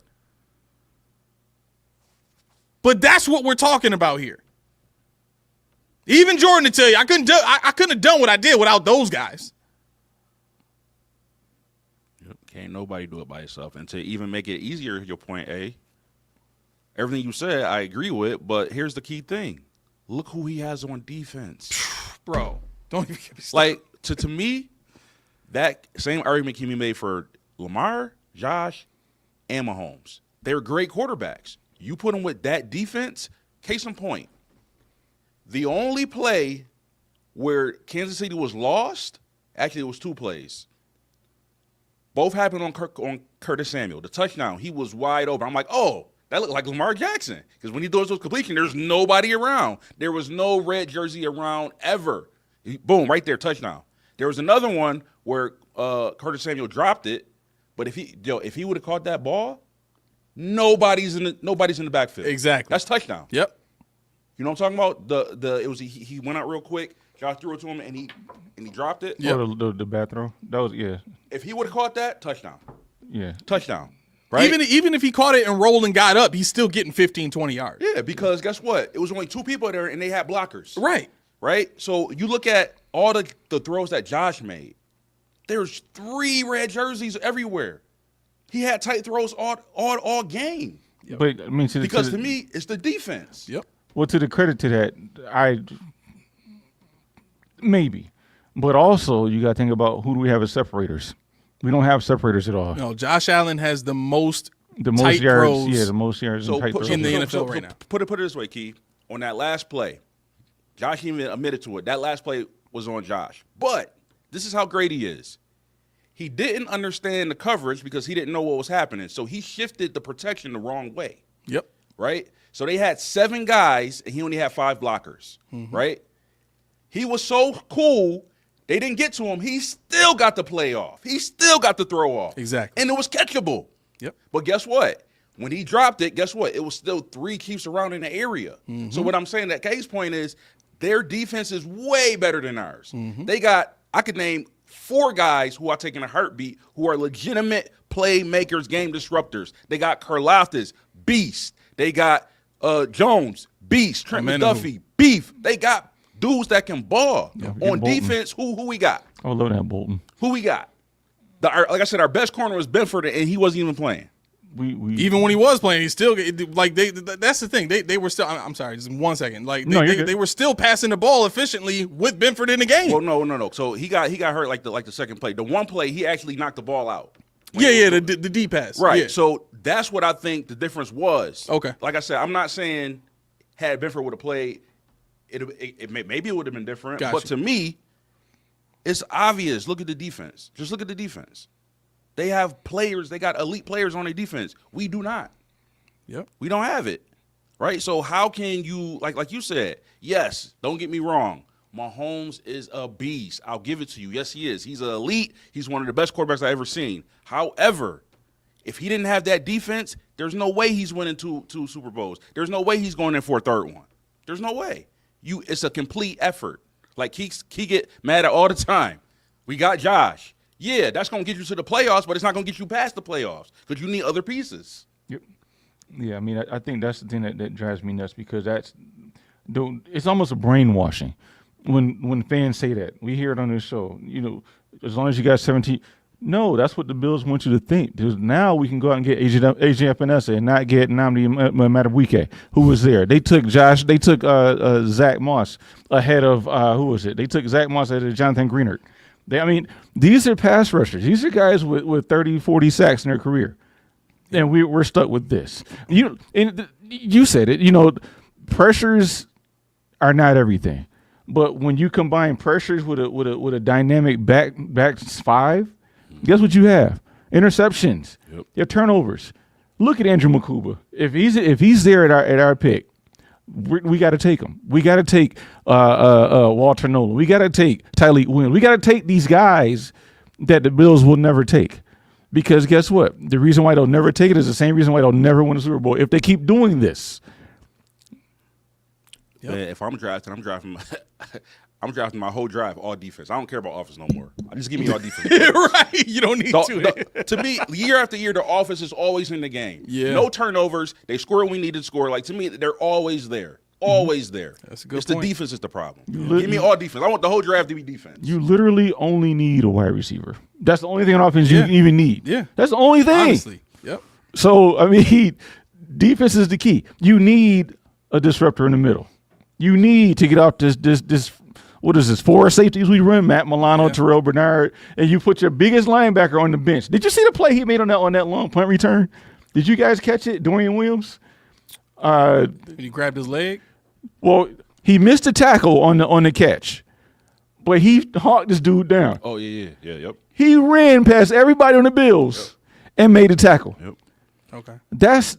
I don't care about coverage. That's what Terrell Bernard is for.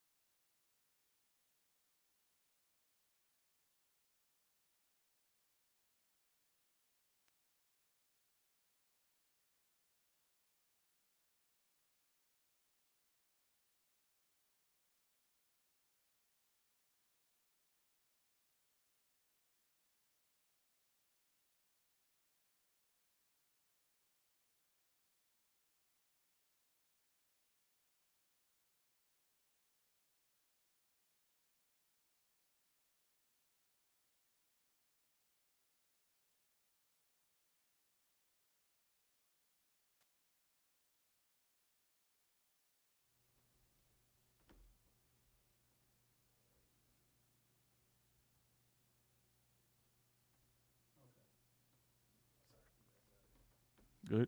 Are we good? We back on? We straight? The video was up. You said we ain't had no sound? No, Cato, we're not making a play for T. Higgins or George Pickens. Both of those dudes would cost too much, and George Pickens in particular is not. Yeah.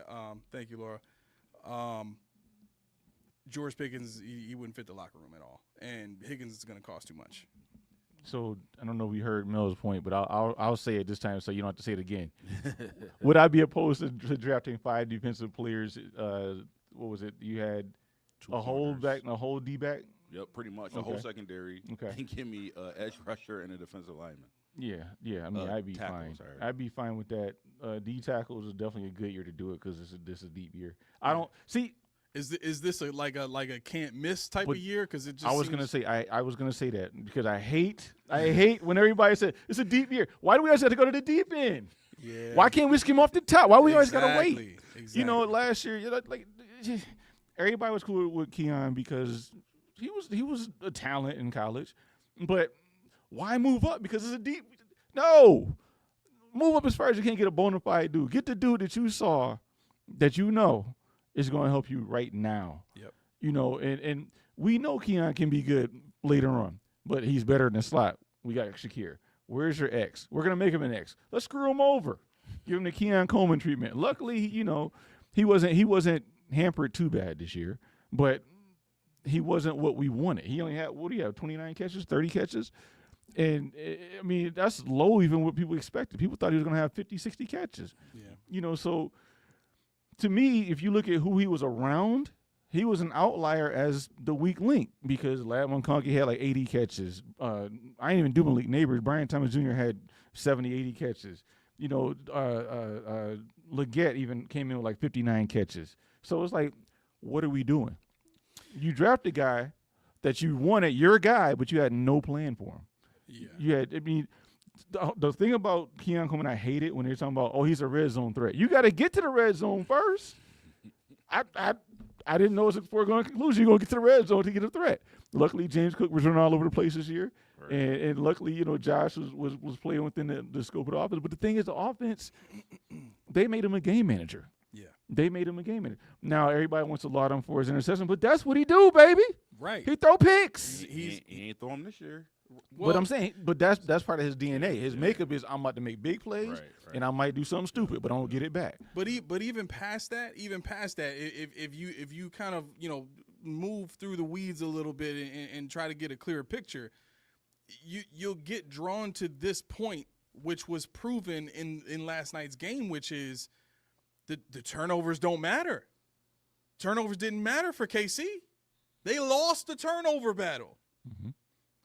We fumbled 5 times. Or I'm sorry, we fumbled 4 times and recovered all of them.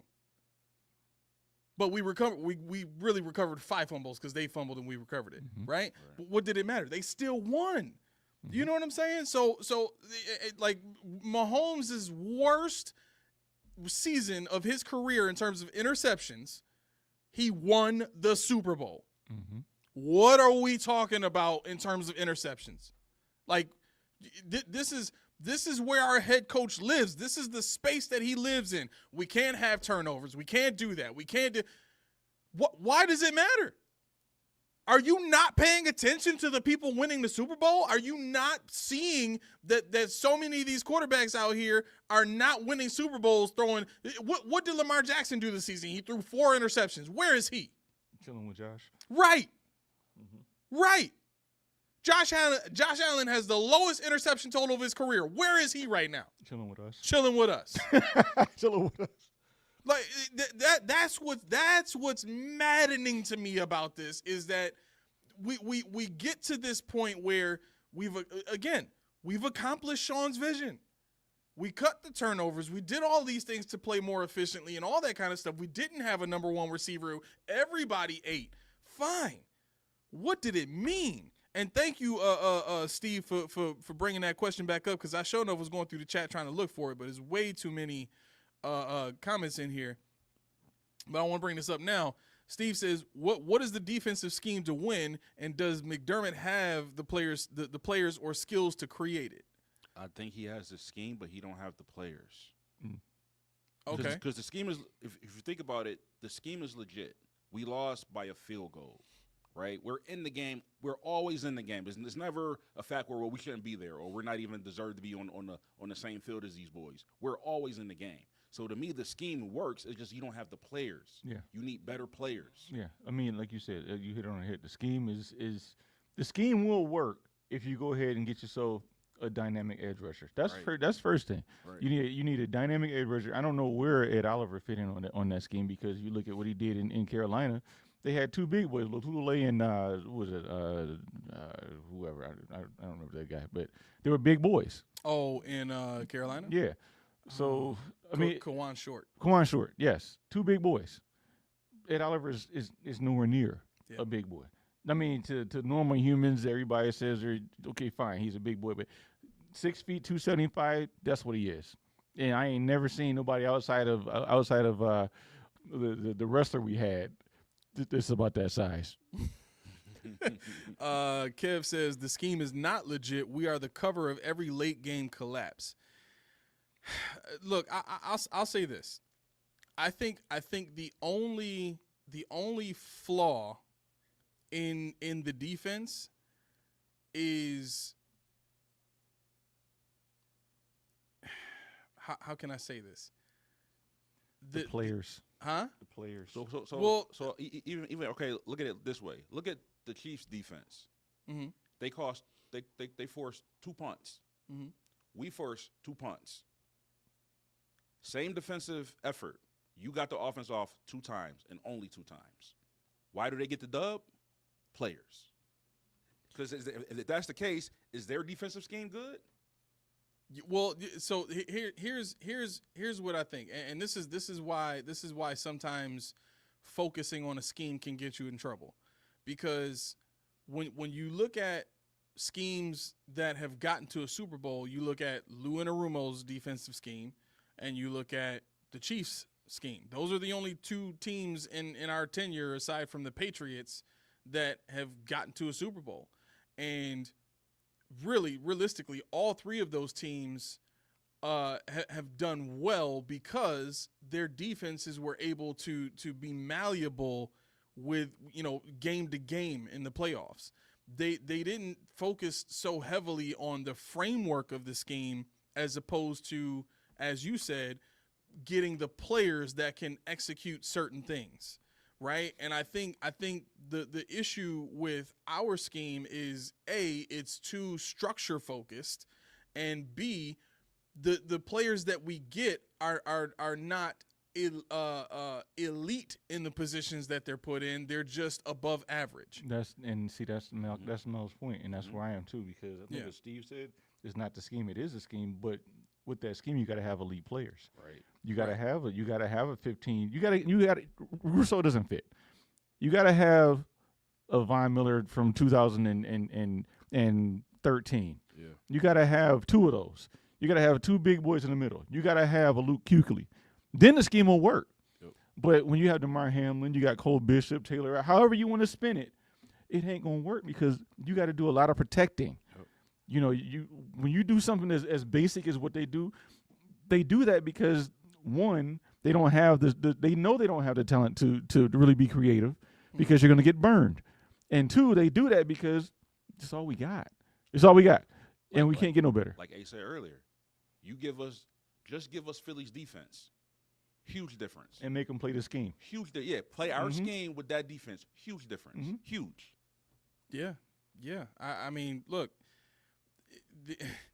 it's not a secret. It's not a secret. You need it at that level of the NFL, AFC Championship and beyond, because we've seen a team of this caliber win in the divisional round before. We've seen it.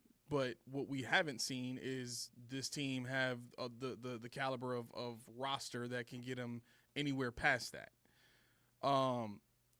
Anywhere past the next round. I mean, the AFC Championship game. Buy Stock says 100% defense loss. Trying to think of what point OLI might be talking about when he says Bean will never let that happen. Oh, he might. I forgot he doesn't like Bean. So I think this is going back to our point about, or my point about the entire front office needing a change, because, look, I could understand if Bean was bringing in elite talent that was just put in the wrong spot. All right. You know what I'm saying? Right. But that's not the case. We're like, Bean is literally telling, media that he's watching, tape on Gabe Davis and saying, man, I hope he makes it to the 4th round. I hope he runs a slow 40. Right. Like, what? Yeah. I hope he runs a slow 40. Why? So he can come here and do what he did? Yep. Like, the man's claim to fame was literally, it was more so Brian Daboll's claim to fame, which is, I can scheme it up against anybody with anybody. Mm-hmm. That's really what, Brian Daboll's claim to fame. That's how he got his head coaching job. So I don't think we've seen any evidence now, and we've got a very large sample size. I don't think we've seen any evidence that would consistently lead us towards the conclusion of this front office, this head coach just needs time to get it right. No, they are set hard in their stance of, we have a process, we believe this process is going to lead us to winning, and we are not deviating from this. And if we do decide to change things up a little bit, it's still going to be our way, not your way. And when I say that, I'm talking about the 5 tush pushes that they tried and only getting 1. We're going to be aggressive. We're going to go for it on 4th down. We're going to go for 2-point conversions, but we're going to do it our way. Okay. But be ready for the blowback when it doesn't happen the way you thought it would. That's all I'm saying. Let me just get to these comments, man. Thomas Staples says McDermott wants to win a Super Bowl with average players. I can't think of a team ever that has won a Super Bowl with this type of roster. I can't think of one. Every single team that has won a Super Bowl has had elite playmakers and for sure more than 2. Because realistically, the league has told us now we only have 2 great players, which is Josh Allen and Deion Dawkins. We'll do this again next year because there will be another guy on that list. Oh, yeah. Cook will definitely be on that list. Not if we're going to beat him out again or snub him. Who? Nixon. Oh. I should be madder about it than I am, but yeah. Yeah. There was another question that Steve asked, and it actually you just reminded me of that. Thank you. Because I was looking for that one too. Steve talked about how a lot of teams are starting to lean more towards the run now, and teams are building strong run games. And he posed a very interesting thought. How does Ed Oliver fit into all of that? With all of these teams transitioning to bigger offensive linemen, these bigger backs are coming out. These power run games are starting to blossom in the NFL. Well, Key keeps saying, which I'm gonna go with Key because I don't really look at the line. I'm not a line guy, but you keep saying he needs somebody else to play with him, like opposite side of him. So do you think if let's say we got an elite tackle and put him next to Oliver, would that work in the run game or no? It would have to be Miami because Ed Oliver has ability against the run. But it would have to be just the meanest, nastiest D tackle you could find. Somebody that just will pick him up and just throw him somewhere. Like Aaron Donald-esque? Yeah. It would have to be like an Aaron Donald. Or, if you even came down Vita Vea? Vita Vea, that kind of, it would have to be, and I'm telling you right now, if we want to really do this thing the right way, you go ahead and draft J.J. Pegas from Ole Miss because he's that dude I was saying about the fullback / D tackle / dude, run the fullback. Yeah. Get you one. Not Reggie Gilliam. Let him be a tight end like he's supposed to be. Let him be an H-back. But you put the 325-pound man in front of Jay, they hand the ball off to this dude in their offense. Put him in front of James Cook. Put him over there with Josh Allen. Tush push with him. Now, would you think that would work in the NFL, though? I know it's working in college. Would that work in the NFL? What's that? What you just said, like hand the ball off to him. Would that work? Yeah. I mean, you wouldn't have to do it often, but it would be something that you would do in a goal line set. You know, especially heavy defenses. But I mean, more so, I'm thinking of ways to get to get defenses to respect our run more, so that we can get a wide receiver and pass over them. You know, because Cook is almost there by himself. But think about LaShawn McCoy when he had Jerome Felton.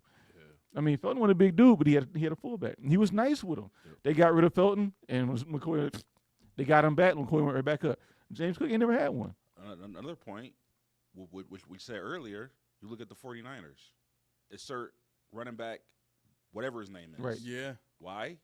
Guess who their fullback is? Right. Kyle Juszczyk. Yeah. Look at the Ravens. Yeah. Ricard. I mean, it's the same thing. These guys are using, and you got a mobile quarterback. There's a lot of things you could do with a seventh blocker with Josh Allen. There's a lot of things because they love running Alec Anderson out there. Yep. Put another guy out there. Yep. You know, if you want to run a heavy set, Kincaid's not playing well. Guess what? Fullback time. It's going. Put the fullback in. Yeah. Let's pound it away. Right. But you know, it's foresight that they don't have. This is that mentality that this is what was working. Let's not do anything else. Just stay right here. Yep. So, real quick, I got two comments that I want to respond to directly. Laura says, and quite honestly, losing Benford was an extreme blow. Poor guy. There was a point where Romo was talking about us losing Benford and what that would mean to our defense and how that would be such a big blow, right? Yeah. And funny enough, the next thought in my head as we're watching them, you know, take a look at Benford. And you know, Romo talking about how important he is to this team and all that. The thought in my head is who is this guy? You know what I'm saying? Like I'm a Bills fan listening to Tony Romo talk about our top corner, and I'm feeling kind of embarrassed because I don't think anybody knows who this guy is. You know what I'm saying? Like, this dude has this kind of impact on our defense, and he ain't even a household name. He shouldn't. That's the thing, he shouldn't. And well, it's right. Slight on him, but he shouldn't. If your defense is full of playmakers, he wouldn't be on the field in a lot of these defenses. Right. So, and that's kind of my point. You know, like, I don't want to rehash that because I want to get to this next comment. And this one is a little more important to me because this is what we're fighting against, okay? Dave Maley, can I call you Dave? Says rebuild year equals number 2 in the conference equals AFC championship equals think outside the box. If you think that we've not thought outside the box for the last 5 years when we were talking about being in the AFC championship game 5 years ago, then you are part of the problem, because what we're talking about today is being pissed off about being back in the same position that we were 5 years ago with the same series of issues that we now have to work out and figure out and get through with the same kind of timeline, so to speak, on a team build that we're now ahead of schedule with. So the expectation from fans next year is going to be, well, you made the AFC championship last year. You should be able to get back to another one if you just add some pieces. If you just build on top of the foundation that you already have, you should be able to get there. The issue is we don't have the cap space that we had even back then when we went to the first AFC championship game. We're only going into this offseason with about $20 million worth of cap space, if that. We're still going to have to restructure guys. We're still going to have to cut guys and take some more dead cap hits. Like, this is not the same situation. We have a $258 million quarterback on this team now, and we didn't have that back then. That's the difference. That's the difference. So when you're telling people to think outside the box for something that we've already accomplished before, we've been here. Mm-hmm. This ain't new. So like to me to pretend that this is just now we just got to build from here. No, the same guy who built the team that got there before is the same guy who built it up again. If you hired me as a contractor and I came to your house and I looked at your kitchen and you said, I want you to build me an island. And the first time I built you an island, the foundation was a little off. The table was a little crooked. If you put a little metal ball in the middle of the table, it rolled to the right every single time. And you called me up and you say, yo, man, table's crooked. And I come back and I take a look at it. I'm like, you know what to fix that? Couple of splints underneath. You know what I'm saying? I just a couple slits up underneath there, just prop it up a little bit, be fine. Perfect, right? So I leave. You put the ball on the table again. Still rolls to the right, just not as fast, right? So you call me up again.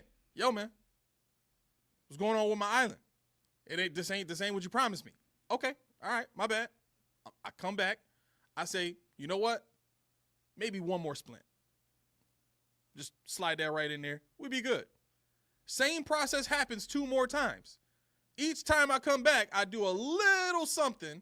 I don't actually fix the real issue, which is the foundation of the island and leveling it and doing all that stuff that I'm supposed to do from the beginning. I don't actually do any of that stuff. I just do a little quick fixes, little Band-Aids here and there to make it look good, right? So by the time you call me the 5th time, it's like, yo, what's the problem? So, okay, all right, fine. I tell you what I'm going to do. I'm going to come back over there. I'm going to get rid of the island. I'm going to build you a new one. If I say that to you on the phone, you're going to be like, dog, you built me the first one. You've been back here 4 times trying to fix it. Why would I want you to build me another one? This is the problem we're talking about right now. This mindset of, oh, we're ahead of schedule. Oh, we weren't supposed to be there, but they did it. They beat the odds. They overachieved. That's the same bull. Oh, that wasn't the right one. That's the same bull stuff that got us here in the first place.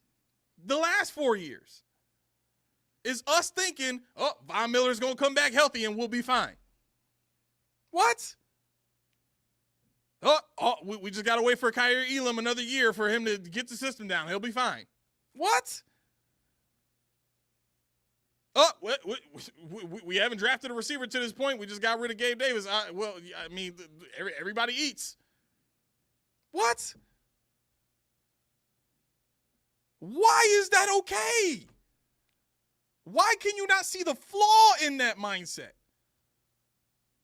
I'll tell you what it is. You don't want to see it. That's really what it comes down to. You don't want to face the reality that will lead you to a place emotionally that you don't want to be. People who are listening to me talk right now that understand what I'm talking about, we are the people that can face those destitute situations and say, it sucks, I hate it, but how the heck do we get out of here?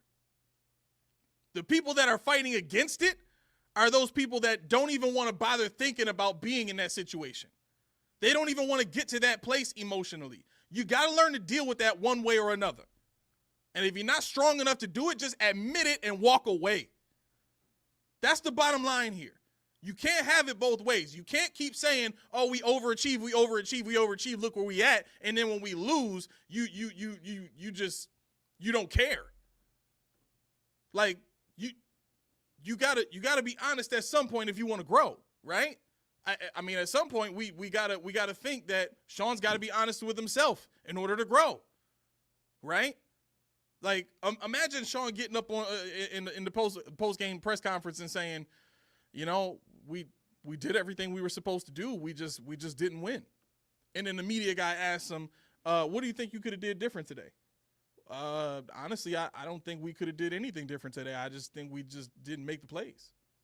I mean, so I heard somebody on the radio which where the guy's comment might be coming from, because I'll use this example.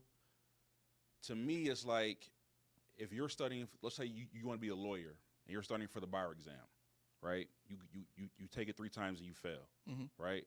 But eventually you're probably going to pass it, right? Eventually you're going to pass it. I think that's Hopefully. where people are. That's what people are looking at. Like, yeah, you keep taking a test, you failed it. It don't necessarily mean that you're never going to pass, right? But to your point, the overachieving part, I don't like the overachieving part, because it doesn't matter if I overachieve or underachieved, right? I'm looking at passing the test, right? I don't care if, well, you expected to get a 40 and you got a 50. No, I'm expecting to pass the test, right? So if it takes me 4 or 5 times to pass it, whatever. To me, I think the issue is, for most people, like I said, for the guy in the comment, I think he's looking at it as eventually you're going to pass the test. Eventually. It might take a while, but eventually you're going to pass it. I'm curious to know what overachieved. What was the achievement? I think because going into the season, none of us thought they would make it to the conference championship. Right. So I think in that aspect, it's an overachieve because they did better than what people expected them to do. Well, yeah. I mean, that you can say that, but for people that thought the Jets were better than the Bills, thought the Dolphins were better than the Bills, they thought we weren't going to win. People thought we weren't going to go to the playoffs. Yeah. But we sat on this show, and I mean, you were the little man. You even said 8 wins. Mm-hmm. I said 11, and I don't know what you. I can't remember. I think you said 12 wins, right? Close. Yeah, I think we were real close. Okay, yeah. And so we knew we were winning the division. Right. I mean, we didn't know the NFL was this bad this year. The NFL as a whole, the teams have been bad, especially the ones we played. The ones we thought were going to be good were not so. So to your point, what is the achievement? Because you can't quantify the achievement if you don't know who you're playing against. You played against teams that were not who you thought they were. So I get your point. I know what you're saying when you say, keep passing. But Josh Allen is now 28. Last time we were here, he was 24. What's the next time we got to wait till he's 32? Or is it 36 after that? Yeah, is it the Olympics? I think it's and to Laura's point, she says, Aramis, you can't draw conclusions about what other people think just because your opinion is different. It's not an emotional response. It's a scientific conclusion with the evidence that's left, right? Like that's a scientific process that you go through where you say, okay, well, I'm gonna go through all the factors, I'm gonna go through all the evidence, and after I eliminate all the variables, whatever I'm left with has to be the truth, right? So at the end of the day, when you look at where the Bills are now, what have they accomplished? Like, they've done all of this winning, but if the goal of every season is to win a Super Bowl, then what have we really accomplished? We've just done a lot of winning. We've created a lot of records that talk about how unfortunate our tenure of this Bills build is. Is that an accomplishment you want to live with for the rest of your life? Is that an accomplishment you want to pass down to your grandchildren? Is that an accomplishment that you want to put on the wall in your office and at home and just kind of stare at when people walk in? You point to that and say, "Man, I was a fan of the Bills when they were getting to conference championships and almost winning. We were one of the greatest teams of that era. We almost did it several times." Mm-hmm. I don't want to be talking like that. I don't want to be known for that. I don't want that hanging over my head every time I wear a hat like this. I already had to deal with 4 consecutive Super Bowl losses. I already had to deal with that. Every single person that went through all of that is looking at what I'm saying now, shaking their head like this. Yes, preach. Yes, I guarantee that. I guarantee that. Unless they're one of those people that is just here for the good time and they just want to tailgate and they just want to, have the feel good times during the regular season of getting all these wins. There are a contingent of fans out there like that. They just want to have fun. Fine. I don't have an issue with those people at all. They're part of the problem, but they've already decided they don't care. So, okay, I can't change that. But it's the people who come on to our show or they come on to other shows or national media that talk about the Bills' problems and the Bills' issues and talk about what the Bills aren't going to be able to do. Like Manny Acho was saying, he had to eat crow because the Bills made the conference championship, right? But he kind of looks justified now when they sit on the show today and say this team ain't talented. I think Kevin's point, he said, we're wasting JA-17. But there's more to it than that because your left tackle is getting older. James Cook his brother is tweeting out, whatever. I'm going to, that he's a $20 million a year guy. Now, we don't have that money. And even if we did, we wouldn't give him $20 million a year. That's just foolishness. But the thing is, it's not just Josh. It's the construct that we have now. We're always missing that one piece. And right now that piece is that whole defense. Mm-hmm. But when Cook's gone, when Dion's gone, when Conor McGovern's gone, when whoever else is, when they're not here anymore, Dawson Knox, you have to rely on replacing him with somebody comparable. How long has it been since we had a young running back the caliber of James Cook? We going back to what, Marshawn Lynch maybe? And I don't even think he was James Cook in Buffalo. Right. When he left, he was, but not here. Yep. He was in Seattle. Yeah, you're talking about finding somebody to replace the guys that we have that are actually doing good things for J17, all the while trying to progress, all the while trying to put our faith into somebody who's the drafts are in their hands, the free agency's in their hands, the money's in their hands, the re-signing's in their hands. Do we trust them enough? Somebody else said, they were talking about Bean. I said, I don't know that I trust them to disperse large amounts of money. I don't know if I trust him to evaluate talent correctly, because this is the same guy that said we want Gabe Davis around 4 or 6 because we want him late. No, that's not the thought process. You get him after you go get somebody that's supposed to be starting.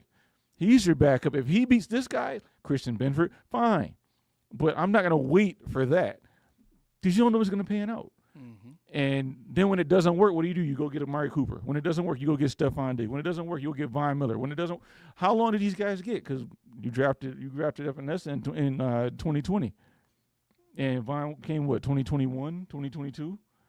So he had a year of part-time duty. By the time his contract had matured, we hadn't seen what he was. We were forced to give him money because of what he possibly is. And you see what happened. We don't have a 10-sack man on this team. I said that since the beginning of the season. We don't have a 10-sack guy on this team. Rousseau had 3 sacks in the first game. He still didn't hit 10 sacks. So what's that tell you? How many times you got to play Arizona for that to work? So stop waiting till the last minute. Or stop. It's not all Josh. It's not all. I understand people latch on to certain people, but it's not all just one person because they require other things to work in their favor as well. Yeah. I mean, sadly, I like Steve is hitting today, man. He said, here's the silver lining. He said, maybe the Jets and Patriots improve. Maybe that pushes the Bills to improve rather than win versus bad teams and be blind to flaws. I think that's an excellent point. Maybe that's part of the issue. But, I mean, the only caveat to that is the Chiefs have had a bad division the whole time. You know what I'm saying? So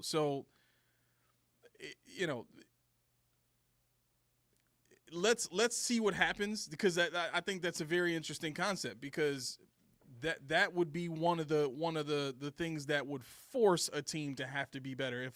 If I'm the Ravens and I have to put 9 Pro Bowlers on my team because I got to compete with defenses that have TJ Watt, and I got to compete with defenses that got Myles Garrett, I got to be a little bit better. Mm-hmm. You know what I'm saying? There's a standard set. Mm-hmm. You know what I'm saying? So maybe that is something we should start welcoming. Maybe that is something that we should start hoping for, is that our division becomes, extremely competitive, because then you don't have a choice. If you want to make it out of your division, you have to be good. Mm-hmm. You know what I mean?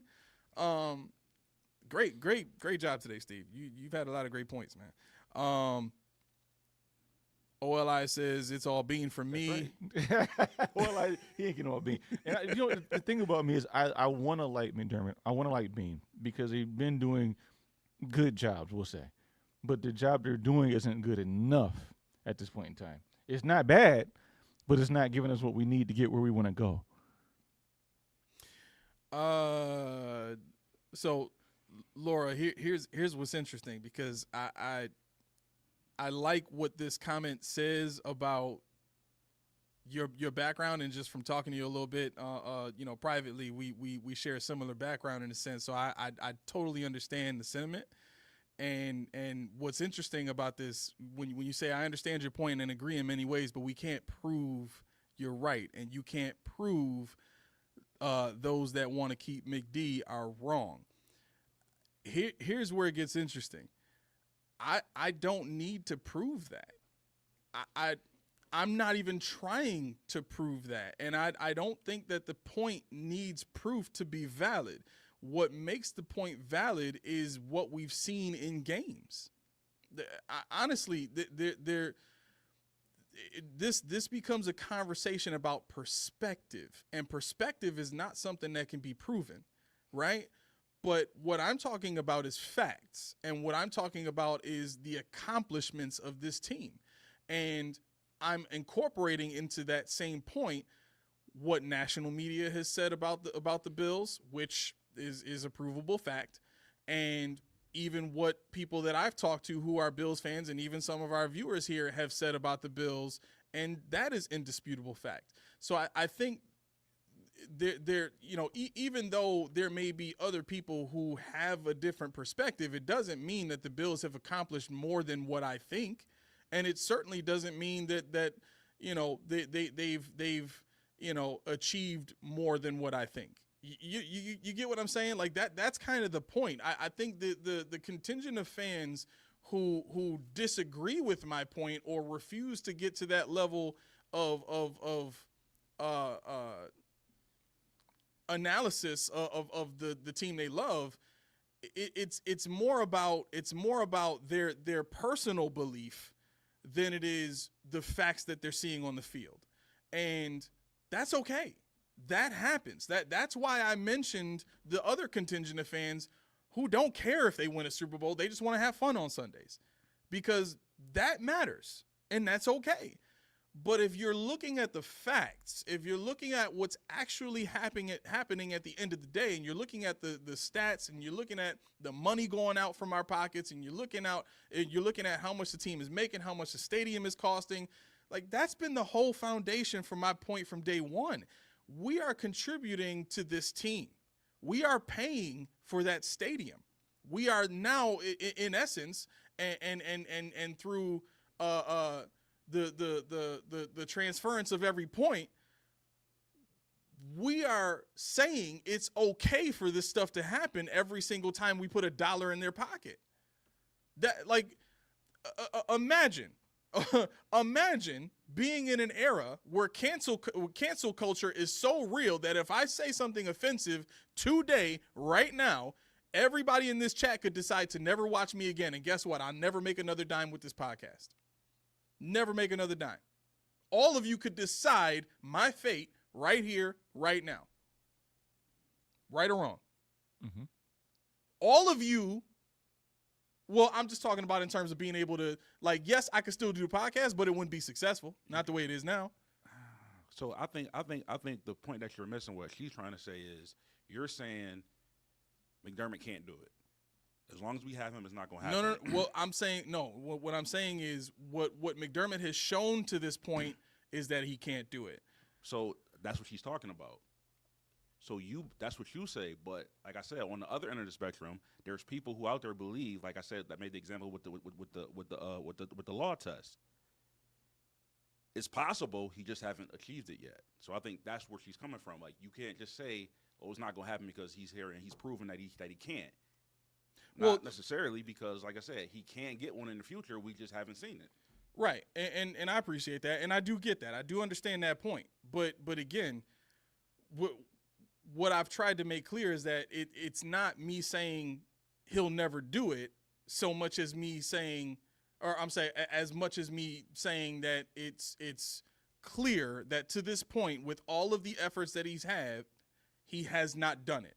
And what I'm weighing his current accomplishments against is time.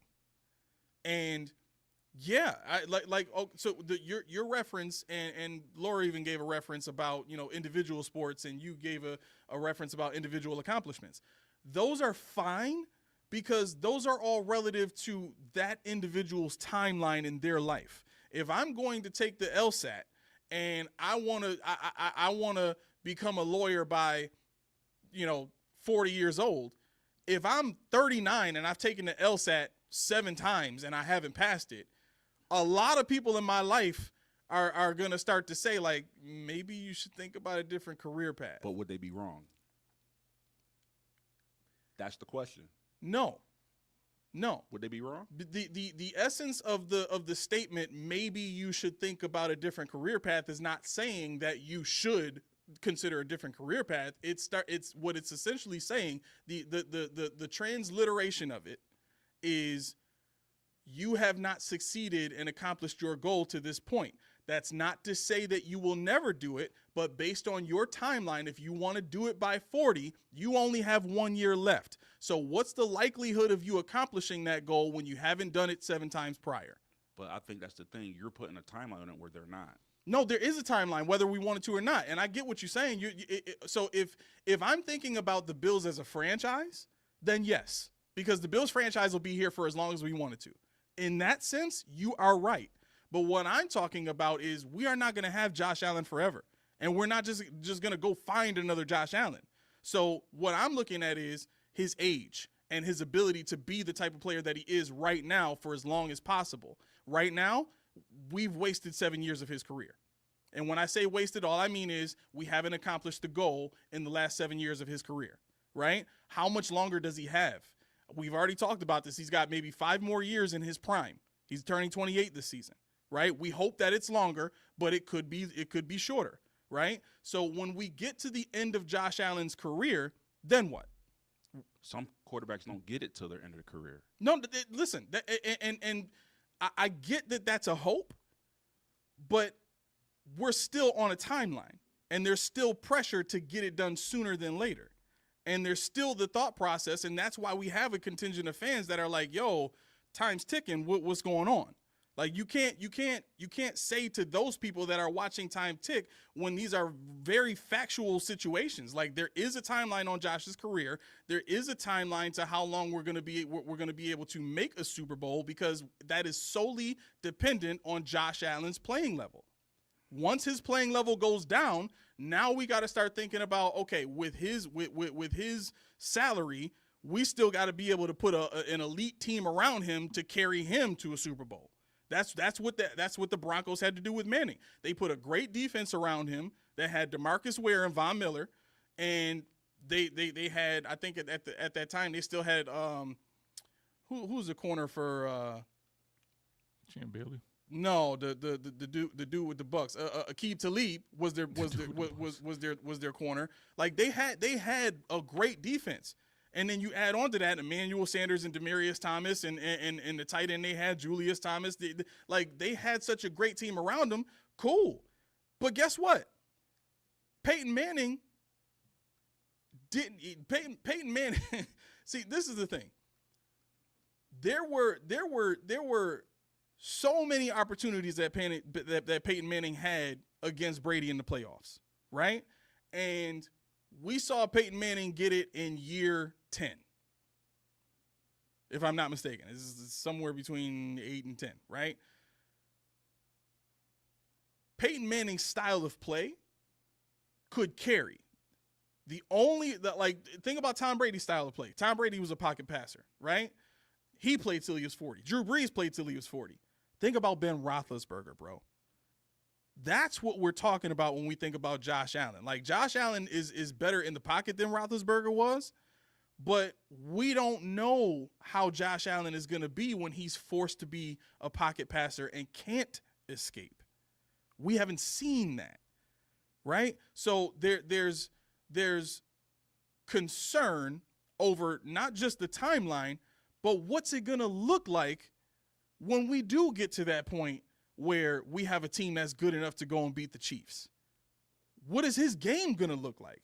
That's what I'm saying. Like the thought that we have to believe as though there's no way that it would never happen, I think would have to, philosophically, it would have to be, but based on your point, it would have to be just as wrong as you think my point is, if that's where you're coming from.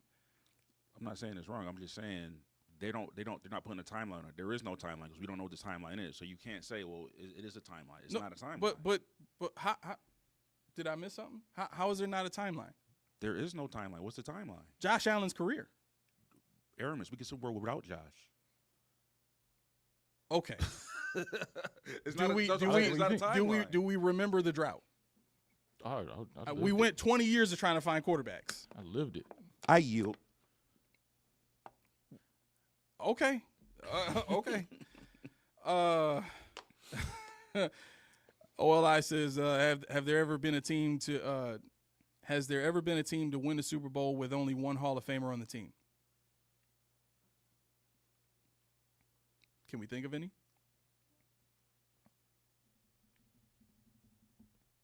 Are we counting Eli Manning a Hall of Famer? You kick rocks. Michael Strahan was on that team. So was it He's one. That's kick it. rocks? No, he's talking about just that one person. Though. Yeah, just that one. No, Eli's about to be a Hall of Famer for sure. He Doesn't Tiki's not in the Hall of Fame? No. Okay. Hall of Famer. Okay. Why, you had to laugh at it like that. He had a good career. Oh, he not even Jeez, in the Hall of dude. Fame. Poo-pooed all over him. Right, you know what I'm saying? Like he was like Tiki, Mr. Hold the ball like this? No, he ain't a Hall of Famer. not Tiki. Marty Toomer? No. Jason Sehorn? No. Yeah. I mean, yeah. Chopping, you right. He said Eli had Spags. Spags, I think, should be in the Hall of Fame for sure. Do coordinators go in the Hall of Fame? Is that a thing? Coaches do. Do it. What's that? I mean, you He would. said do coordinators go in the Hall of Fame? Yeah. Okay. All right. Well, then, yeah. There you go. You got 3 Hall of Famers on that team. Eli's going to get in the Hall of Fame. Spags definitely a Hall of Famer, and they have Michael Strahan. They'll be fine. Sal says, Jermaine, you'll always be a Tua sucker. This chat for teams with real QBs. Oh, that's cold. Like, I know Jermaine. I see him anyway. Like, I just thought he must be a podcaster or somebody. How do you know? What is the relationship with Jermaine? I don't know. Oh, because Jermaine said Josh is overrated. Well, I as know, hell, but had like he 4 said, chances. Jermaine, how does he know he's a Miami fan? What did I miss? Oh, he didn't mention Tua? No. He just That's said what I'm saying. How do you know who Jermaine? they may know each other from another. They show. have to, because I mean, I'm not laughing at Jermaine's existence, but I'm like, that just went from 0 to 60 real fast. Yo, he did. Yo, Lindsay and all our people ain't tolerating that mess. Don't come up in this chat with that foolishness, man. I get it. And I get it. It's cool because like if you have a podcast, I'll come on your show. Well, I'll come in your comments and watch your show and mess with you too. I mean, I'm like that. I have no problem doing that. But you know, I just want to know why is Jermaine like that fella or something like that? 'Cause I'm scared. I'm real scared. Yeah. Steve says the Giants that beat the Bills in the Super Bowl had less Hall of Famers, but Giants coaching staff all Hall of Famers. Mm-hmm. Yeah. Choppin says maybe the Bills should just give Spags a blank check. I thought about that today too. I mean, what do y'all think about that? Like, do y'all think it's possible to lure Spags away from Kansas City? To be a D coordinator? No, to be a head coach here. Do we want to? Yeah.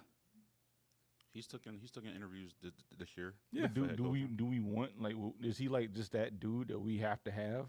No, bro, like, you don't understand. I know. don't care. That's what I'm asking. Not only would we have an elite defense, but we would have taken him away from the Chiefs. Like that's a twofold win. I would do it just for that, just to get him off the Chiefs. Because see, then what happens is not a Chiefs defense is bad, but another team finds their way to be the AFC. I'm like, come on with this. I would still be worried about getting elite defensive players before I worry about getting another defensive coach or a coach. Period. I want players. Yeah, I need McDermott's scheme to be drafted and executed to the fullest, because there's a disconnect somewhere. I don't know what it is, but everybody says it's a defense, which it is a defense, but these aren't the players that we usually see him with. This isn't the talent level that he usually has. So I don't know where these guys came from. I think that's where Bean comes in at. So somebody felt the turnip truck. I don't know who, but that's the thing. Like you as bad as we talk about, McDermott, as bad as we do, it just doesn't add up to even his defenses elsewhere. Was his hands tied? Was he forced to run this defense with good players because the guy ahead of him said, "No, I'm not giving you this dude. I'm giving you this guy." Right. You're getting Kuechly, you're getting Starlo Tulele, you're getting these. I don't care. Shut up. You're having them. Now McDermott's like, you know what?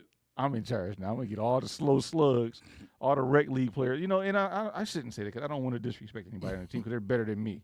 But for what they're relevant to or relative to, it's not very good at all. I'll entertain this thought. Wait, how much time do y'all have? Because we already at 8:34. Well, it's almost time for Reeds to start brewing. So yeah, okay, all right. So no, go ahead. So real quick, Dave says problem. Making the AFC chip 4 years ago went all in instead of building. What y'all think about that? Making the AFC chip 4 years ago. I don't know if they went all in. I mean, they did get Diggs, but that's Well, I think he's talking about the Von Miller thing. But see, that's the thing. I don't count Von Miller's on it. It was a stupid money transaction, but they didn't do anything outside of Von. Right.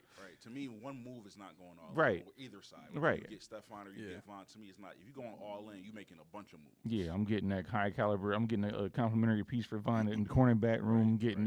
No, they got one guy. I don't think that was all. I think what it was is the Bills saying all we need is this, and we're willing to pay whatever we want to get this guy, which was a folly in itself.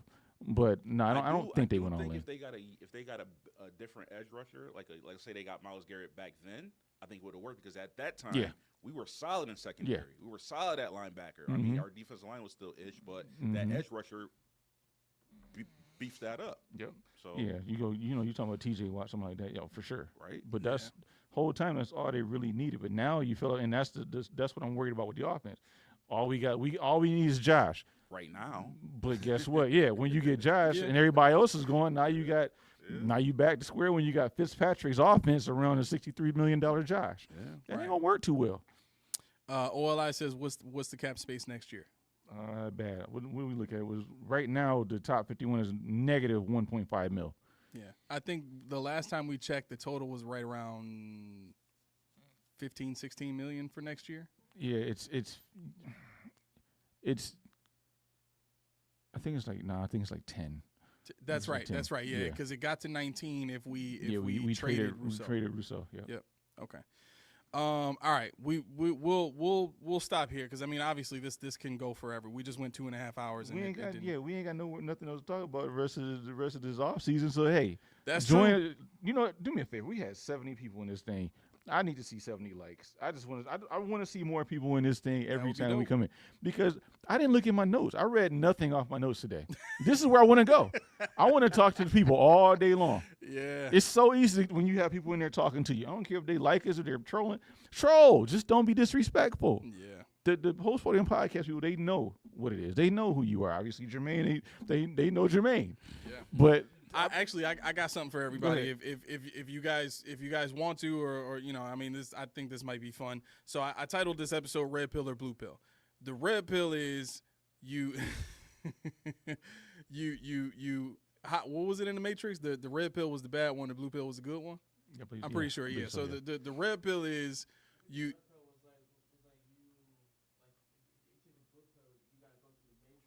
Yeah. So the red pill is you stay in the Matrix, you stay status quo, and you see what happens. The blue pill is you make a change, whatever the change is going to be, and you tell me what the change is. Y'all can put that in the comments because we getting ready to get out of here. I'm not going to be able to see the chat until tomorrow after it processes on YouTube. Or y'all can put it in the chat. That's fine too. But blow it up, man. Blow up them likes and let me know what you want to do. Red pill or blue pill? You want to get out the Matrix or you want to stay in the Matrix? What you want to do? With that being said, I need to get me some Reed's tea, bro. You know what I was gonna say? That red pill would be real nice with some Reed's tea. Some Reed's tea. You gonna stay in the Matrix and drink you some of that Reed's that tea? blue pill might be nice with some Reed's tea. Anyway it goes, it's gonna be good with Reed's tea. No doubt. One part refreshing, one part delicious, two parts healthy. Smooth. That's what you can do to go down smooth. Yes, that's what you can expect. When there's only 4 ingredients. I don't even drink tea, but let me tell you, that's a good drink there. What you doing? Head over to Reed's, get yourself an individual, or get the case. What are you doing? Get the case. You won't be disappointed.